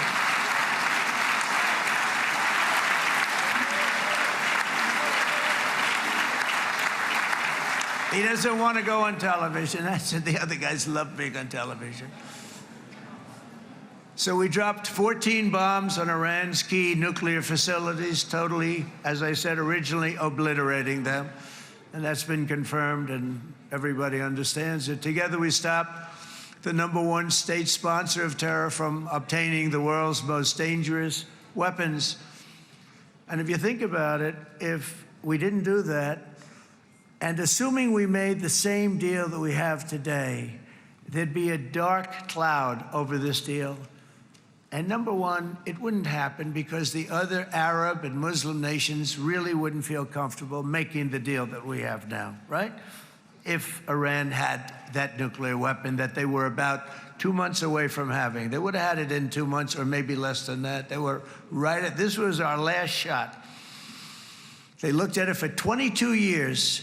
This was our last shot. The pilots told me that. They said, 22 years, sir, they looked at it.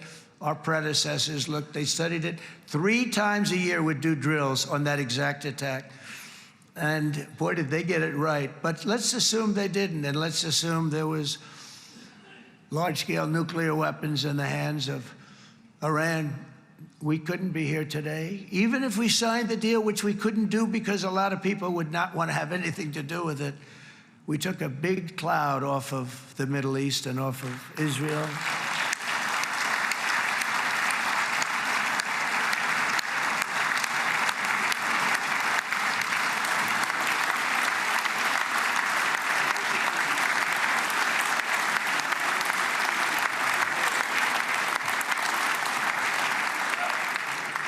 And it was my honor to help. But isn't it true, though, that can you imagine the same, let's assume, Bibi, the same documents, we had everything the same, but you had somebody out there that was, in the opinion of everybody, all-powerful in the Middle East. They took a big hit, didn't they? Didn't they take a big hit? Boy, oh boy. They got hit from one side, from the other. And you know, it would be great if we could make a peace deal with them. And I think that's big. Would you be happy with that? Wouldn't it be nice, I think? Because I think they want to. I think they're tired. Somebody said, sir, they're starting their nuclear program again. I said, let me tell you something. They're not starting anything. They want to survive. The last thing they want to do is start digging holes again in mountains that just got blown up and start. They're not doing it. They want to survive, okay? But I think we have a chance. Steve, you, and I think Jared, come on, I'll call you back for another one. We always bring Jared when we want to get that deal closed. We bring Jared, but Steve, you and Jared and the General and Pete and Marco, you'll get that deal done easy. I think that'll be easy. But first we have to get Russia done. We got to get that one done. If you don't mind, Steve, let's focus on Russia first, all right? We'll get it done. In Lebanon, the dagger of Hezbollah, long aimed at Israel's throat, has been totally shattered. My administration is actively supporting the new president of Lebanon in his mission to permanently disarm Hezbollah's terror brigades. He's doing very well. And build a thriving state at peace with its neighbors. And you're very much in favor of that, I know. And good things are happening there, really good things. And with this week's ceasefire, we've achieved the most challenging breakthrough of them all. The most challenging breakthrough maybe ever. I mean, I've never seen anything like it. I've been involved in a lot of success. I have never seen anything like what's going on today all over the world. People are dancing in the streets, not just in Israel. They're dancing in the streets of countries that would have never danced in the street about what's happening today. They're dancing in those streets. So this long and difficult war has now ended. You know, some people say 3,000 years, some people say 500 years, whatever it is. It's the granddaddy of them all. And in an unprecedented achievement, virtually the entire region has endorsed the plan that Gaza will be immediately demilitarized, that Hamas will be disarmed, and Israel's security will no longer be threatened in any way, shape, or form.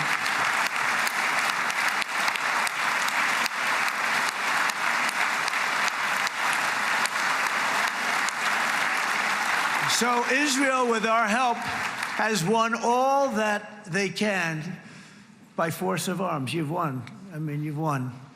Now it's time to translate these victories against terrorists on the battlefield into the ultimate prize of peace and prosperity for the entire Middle East. It's about time you were able to enjoy the fruits of your labor. Mr. Opposition Leader. I said he's a very nice opposition leader. I think... No, he's a nice man. Bibi, he's a nice man.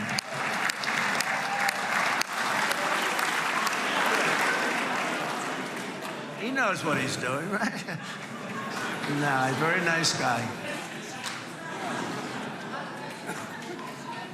Well, see, now you can be a little bit nicer, Bibi, because you're not at war anymore, Bibi.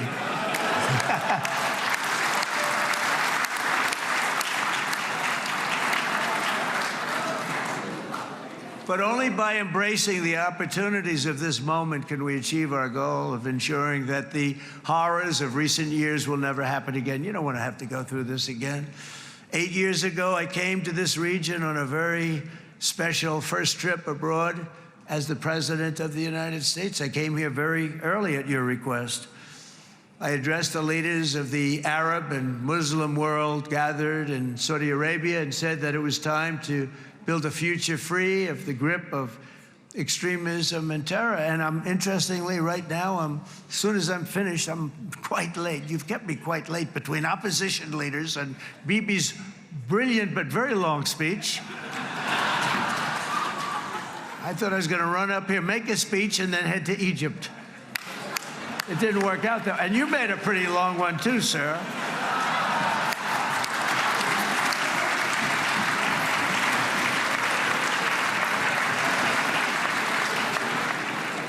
But I liked what you all said. It could be worse. Supposing on top of it, I didn't like what you said. That would be no good, Ron, would it? Ron, you did a great job, by the way, Ron.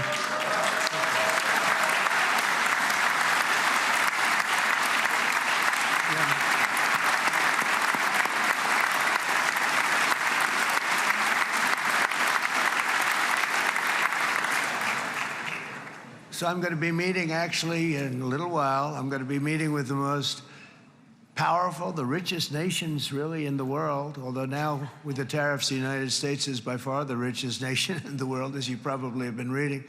But the richest nations, most powerful nations, you know, tremendous, headed by some tremendous people in many cases. Some cases I wouldn't say necessarily I would endorse.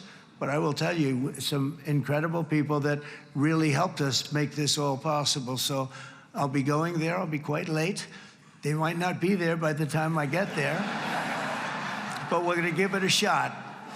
But the journey we started back then led to the crushing defeat of the ISIS caliphate, to the monumental Abraham Accords, and ultimately to the historic ceasefire this week, in which many of those same nations really played a very pivotal role, I have to tell you. Steve will tell you that. Jared will tell you that.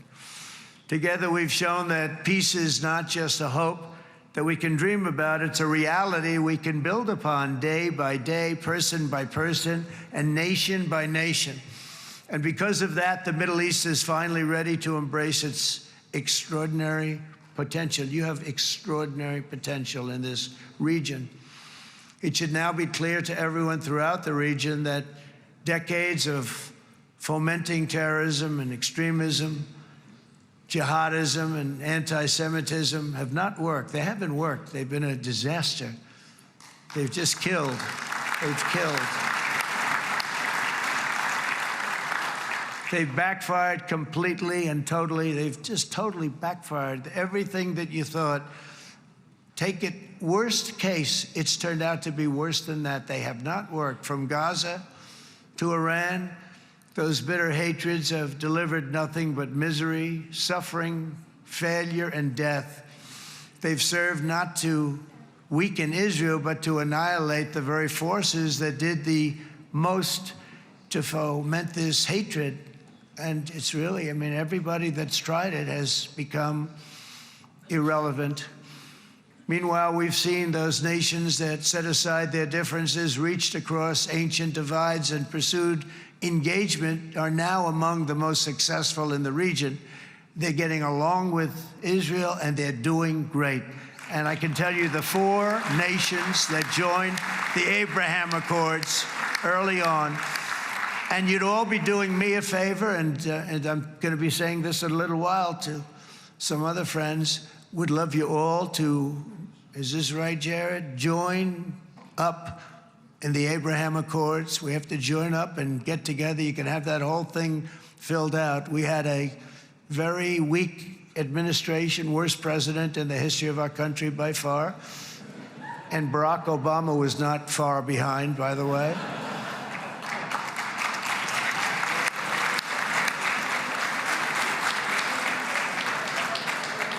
And they did nothing with this incredible document, the Abraham Accords, but now you can fill them up. Now you have peace, you have people that really like Israel. I'll tell you what, and they like Israel a lot more today than they did even 5 weeks ago. You've made a lot of, you've come back. You've come back strong because it was getting to be a little nasty out there in the world, and ultimately the world wins. You can't beat the world. Or I would say to Bibi, it's now time, and he understood it better than anybody, because ultimately, you know, the world's a very big place.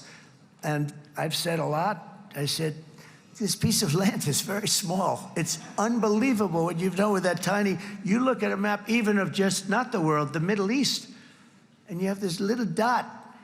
And think of what you've done. It's incredible. It's incredible.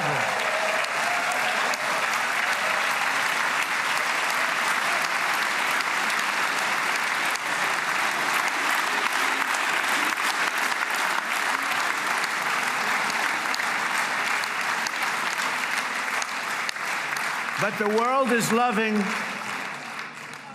is loving Israel again. And I said to people, you know, the world is big and it's strong. And Ron, ultimately, the world wins. And we don't have to worry about that now. But there was getting to be a period of time over the last few months, you know, the world wanted peace and Israel wanted peace. Everybody did. Everybody did. And what a victory it's been, right? What a victory it's been. If you would have gone on for 3, 4 more years, keep fighting, it was getting bad. It was getting heated. The timing of this is brilliant. And I said, Bibi, you're going to be remembered for this far more than if you kept this thing going, kill. It would be it would not be the same. And I just want to congratulate you for having the courage to say, that's it, we've won. And now let's enjoy our lives and let's rebuild Israel and make it stronger and bigger and better than it's ever been before. We're going to do that. Took a lot of guts. And the choice for Palestinians could not be more clear. This is their chance to turn forever from the path of terror and violence. It's been extreme, to exile the wicked forces of hate that are in their midst, and I think that's going to happen. I've met some people over the last couple of months that want to see it happen very much, and after tremendous pain and death and hardship, now is the time to concentrate on building their people up instead of trying to tear Israel down. We don't want that to happen again. And the total focus of Gazans must be on restoring the fundamentals of stability, safety, dignity, and economic development so they can finally have the better life that their children really do deserve after all these decades of horror. I intend to be a partner in this effort in the sense that we're going to help and we're going to do something that became unbelievably popular. Everybody wants to be on it. It's called the Board of Peace, okay? How about that? Is that a beautiful name? Like a board of peace.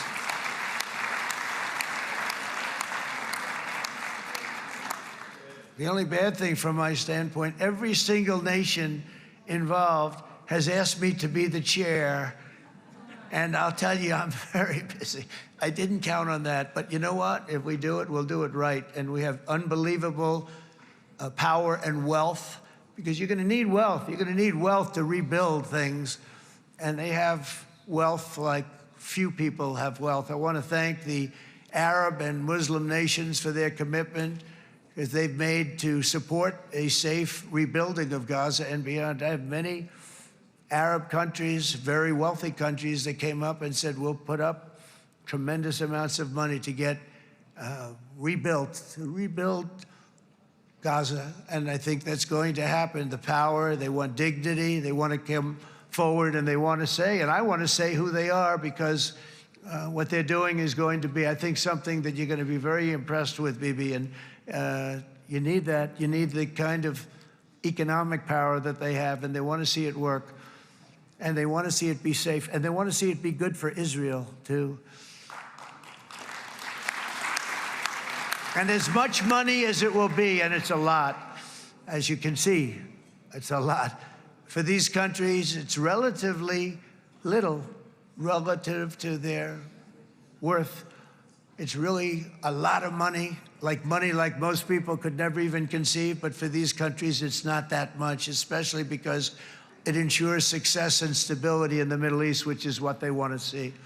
So many of them will be with us in Egypt in a little while, I think. I'm not sure. They may be gone. They may have taken their Boeing 747s and left. I said, what kind of a plane do you fly? 747. I said, that's a large plane. No, they may have. Steve, do you think they've left on their their brand new Boeing 747s? Or, I don't know. We're going to find out soon. It's going to be a big story. There'll be 2 people left, and they'll be the 2 poorest ones.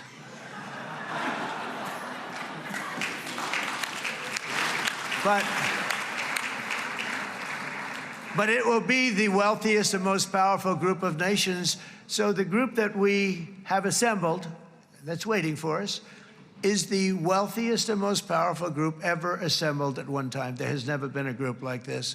And they're only looking for good. They want good. They're going to do good. And as those commitments are made, I'm going to let the world know who's doing it, because they really deserve to get the credit. And some of them probably won't want the credit, but they deserve it. It's more obvious than ever that the productive and responsible nations of this region should not be enemies or adversaries. You should be partners and eventually even friends, and that's what's going to happen. I know it. Together you can stand against the forces of chaos. Yeah, you go ahead. That's an important point.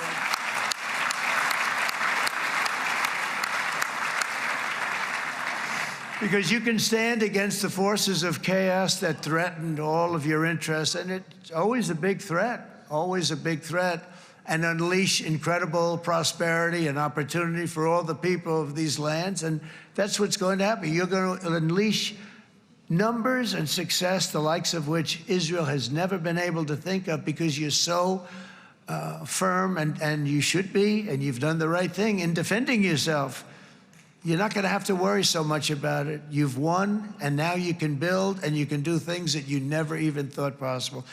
When you put that genius into doing something else, it's going to be something it's going to be a miracle. The miracle in the desert, it's going to be amazing. And it already is in a true sense. But it'll be wonderful when you can spend time thinking about other than war and defense and offense also. To that end, it's my firm hope and dream, frankly, that together the Abraham Accords will turn out to be everything that we thought they would. Those 4 countries were very, very brave in doing it. They did it at a very early point, and every single one of them benefits unbelievably financially. And if you noticed, even in this bad period that we just went through, they all remained a member of the Abraham Accords. They've done unbelievably well. And you know who you are, and I want to thank you. And they've stayed because of loyalty, but they've also stayed because it was really good business. They've made a lot of money being members, and you're going to all, I hope that every one of the countries that we're seeking, Jared, I hope they join quickly. No games, no nothing. Just join, get it. It's going to be a great peacemaker. It's really going to bring it together beyond anybody's wildest dream. So instead of building fortresses to keep enemies at bay, the nations of this region should be building infrastructure to weave your commerce closer together, because you've got to compete with the big world out there in commerce now. It's a different kind of competition. Instead of making weapons and missiles, the wealth of this region should flow to schools and medicine, industry, and frankly, the new hot thing, artificial intelligence. It's a lot of intelligence you're going to have to be throwing off to pay back these sums of money that they're doing. But that's really the hot one. And I might say that the United States, a year ago, was a dead country. I say it to people. I heard it first from the King of Saudi Arabia. I then heard it from UAE. I heard it from Qatar. I heard it from many other countries. A year ago, the United States of America was a dead country. Now it's the hottest country anywhere in the world. It is the hottest. There's no question about it.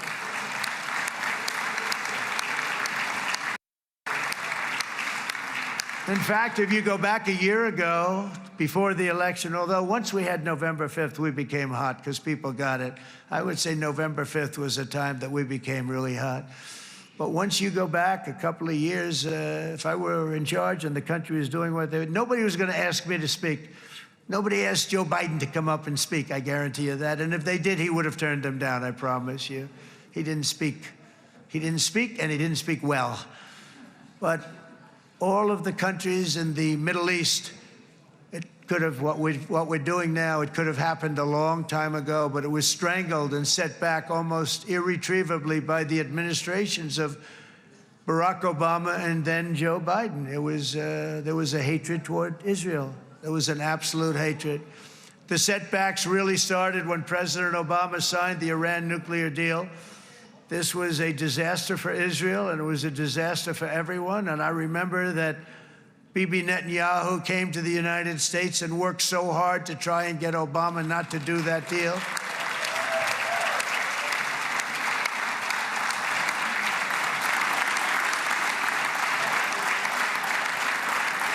He worked so hard. But it was like talking to a wall. I remember him telling me it was like talking to a wall. They wanted to go with Iran. They chose Iran, frankly, over a lot of other good nations, but specifically Israel. And that was the beginning of a very bad period of time. You had Obama go out, and the Iran nuclear deal turned out to be a disaster. And by the way, I terminated the Iran nuclear deal, and I was very proud to do it.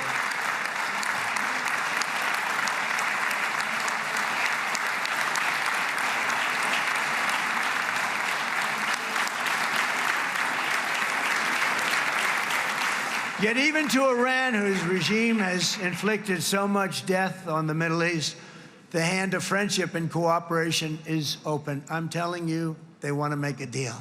That's all I do in my life. I make deals. I'm good at it. I've always been good at it. And I know when they want. Even if they said, we don't want to make a deal, I can tell you they want to make a deal. All right, they do. They want to make a deal, and we're going to see if we can do something, because this is crazy what's happening, and we're not going to have this anymore. Neither the United States nor Israel bear the people of Iran any hostility. We merely want to live in peace. We don't want any looming threats over our heads, and we don't want to even think in terms of nuclear destruction. It's not going to happen, never will happen. There's nothing that would do more good for this part of the world than for Iran's leaders to renounce terror, stop threatening their neighbors, quit funding their militant proxies, and finally recognize Israel's right to existence. They have to do that. They have to do that. And to Iran, and as you know, this is not said out of weakness. There's no weakness. But I'm going to say this, that we are ready when you are, and it will be the best decision that Iran has ever made. And it's going to happen. It's going to happen. And they're good people. I know a lot of Iranians in the United States. They're good people, smart, hardworking people. They don't want to see what's happened to their country. The story of fierce Israeli resolve and triumph since October 7th should be proof to the entire world that those who seek to destroy this nation are doomed to bitter failure. The state of Israel is strong, and it will live and thrive forever.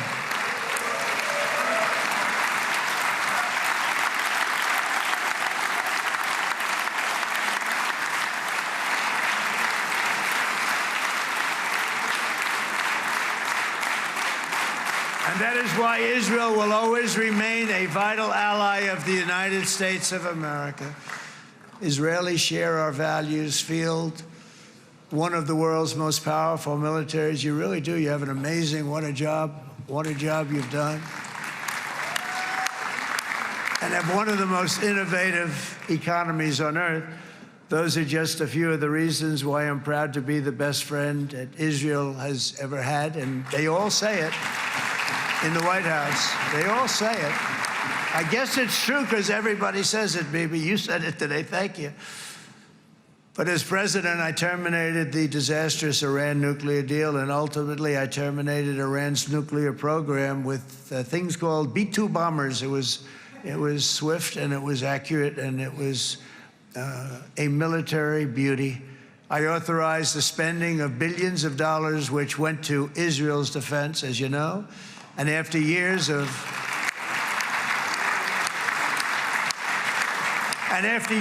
broken promises from many other American presidents, you know that, they kept promising. I never understood it until I got there. There was a lot of pressure put on these presidents. It was put on me too, but I didn't yield to the pressure. But every president for decades said, we're going to do it. The difference is I kept my promise and officially recognized the capital of Israel and moved the American embassy to Jerusalem.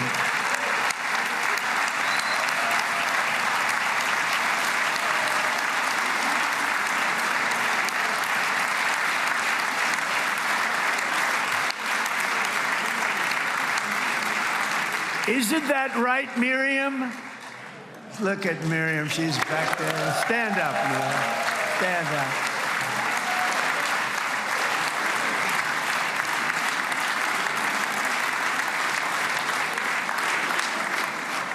Miriam and Sheldon would come into the office. They'd call me.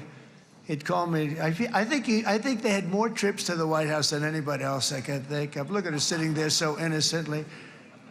She's got $60 billion in the bank, $60 billion. And I think she's saying no more. And she loves Israel, but she loves it, and they would come in, and her husband was a very aggressive man, but I loved him. He was a very aggressive, very supportive of me. And he'd call up, can I come over and see you? I say, Sheldon, I'm the president of the United States. It doesn't work that way. He'd come in, we would do. But they were very responsible for so much, including getting me thinking about Golan Heights, which is probably one of the greatest things to ever happen to Israel.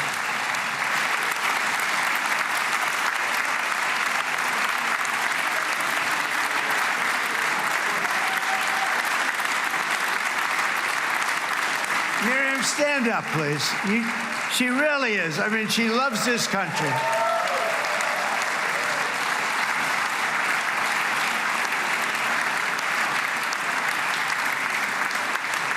She loves this country. Her and her husband are so incredible. We miss him so dearly. But I actually asked her, I'm going to get her in trouble with this, but I actually asked her once, I said, so Miriam, I know you love Israel. What do you love more, the United States or Israel? She refused to answer. That might mean Israel, I must say. We love you. Thank you, darling, for being here. That's a great honor. Great honor. She's a wonderful woman. She is a great woman. I've always stood for the people of this community, and I always will. I'll always be with you. I'm always going to be with you. I guess maybe something could happen to change my mind. Somebody that's really stupid gets into office and wants to do really bad things, but that's about it. We don't think we're going to have that happen. I hope we're not going to have that happen. And this man is a good man right here. These two men are good men right here.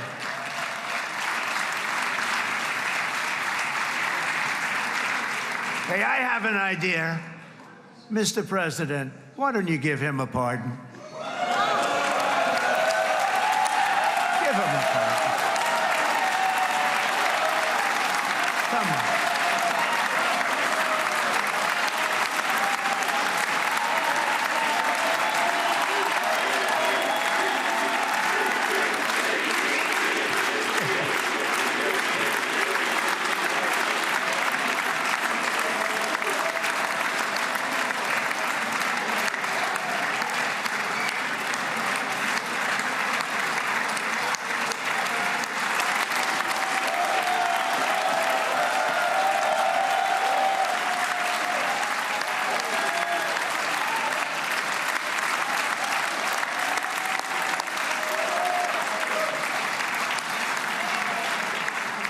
By the way, that was not in the speeches, you probably know. But I happen to like this gentleman right over here, and it just seems to make so much sense. You know, whether we like it or not, this has been one of the greatest wartime presidents. This has been one of the greatest wartime presidents. And cigars and champagne, who the hell cares about that?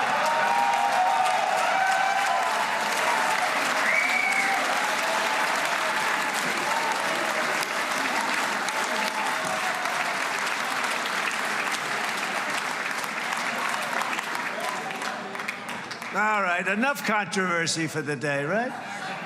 Actually, I don't think it's very controversial. So, you know, I mean, I see so popular. You are a very popular man. You know why? Because you know how to win.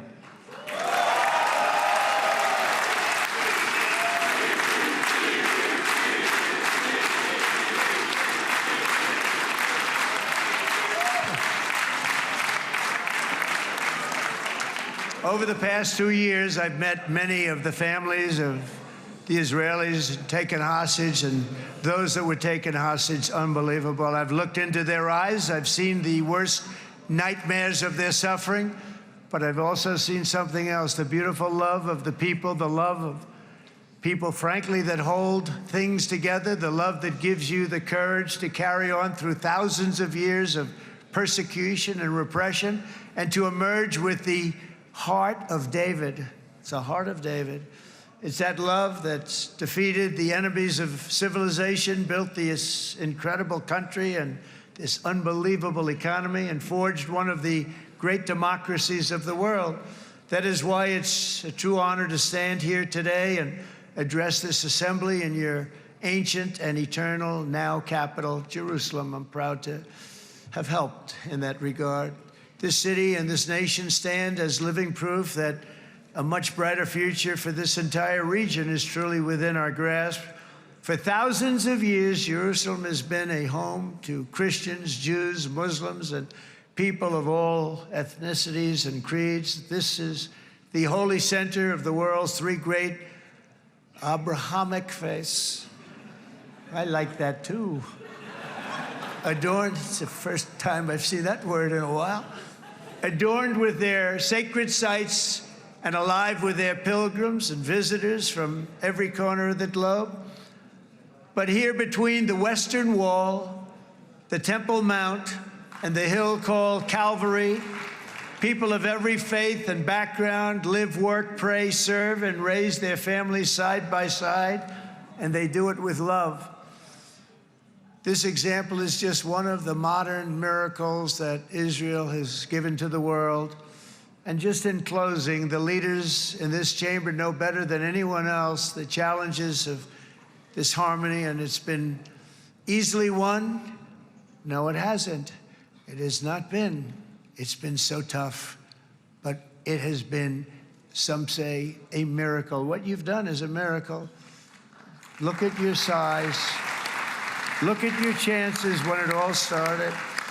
And you know, if you think about it, you are safer today, stronger today, and more respected today than at any time in the history of Israel. Think of it.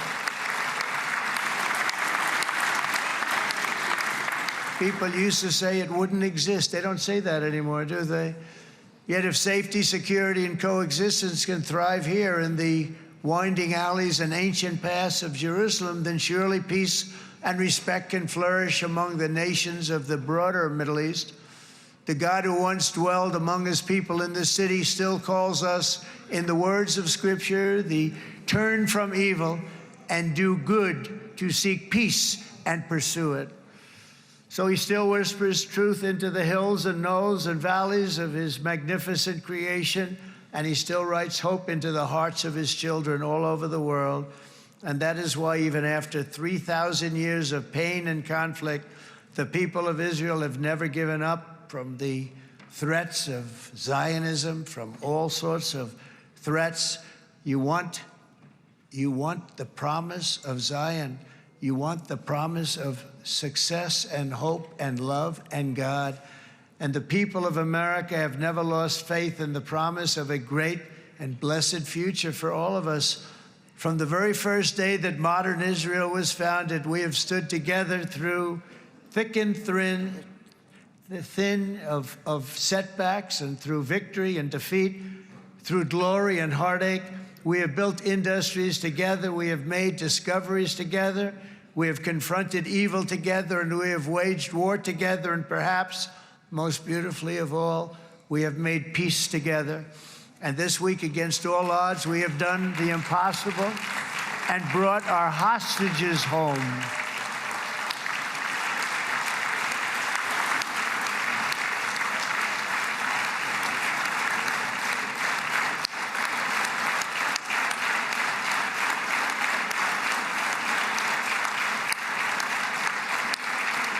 So now we're going to forge a future that is worthy of our heritage. We're going to build a legacy that all the people of this region can be proud of. New bonds of friendship, cooperation, and commerce will join Tel Aviv to Dubai, Haifa to Beirut, Jerusalem to Damascus, and from Israel to Egypt, from Saudi Arabia to Qatar, from India to Pakistan, from Indonesia to Iraq, from Syria to Bahrain, Turkey to Jordan, the United Arab Emirates to Oman, and Armenia to Azerbaijan, another war that I just settled. We are going to have hope, harmony, opportunity, and happiness here in the spiritual and geographic center of the entire world. That's what you are. Israel, America, and all of the nations of the Middle East will soon be safer, stronger, greater, and more prosperous than ever before.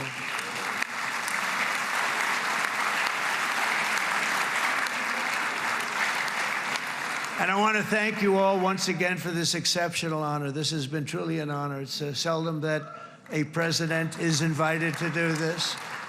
And I love Israel. I'm with you all the way. You will be bigger, better, stronger, and more loving than ever before. Thank you very much. God bless you. God bless the United States of America. And God bless the Middle East. Thank you, everybody. Good luck. Thank you very much. Thank you.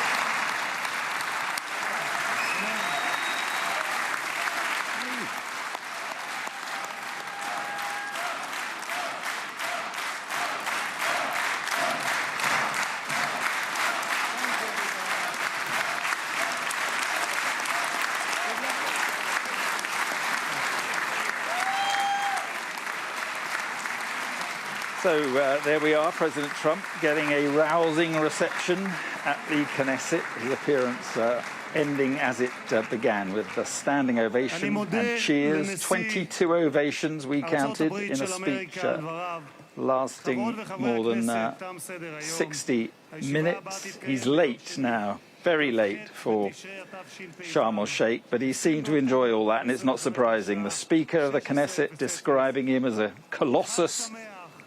The world needs more Trumps, he said. You're the president of peace. Benjamin Netanyahu then said Trump was engraved in Israeli history, confirmed that all the living hostages were now back in Israel. Donald Trump is the greatest friend Israel has ever had in the White House.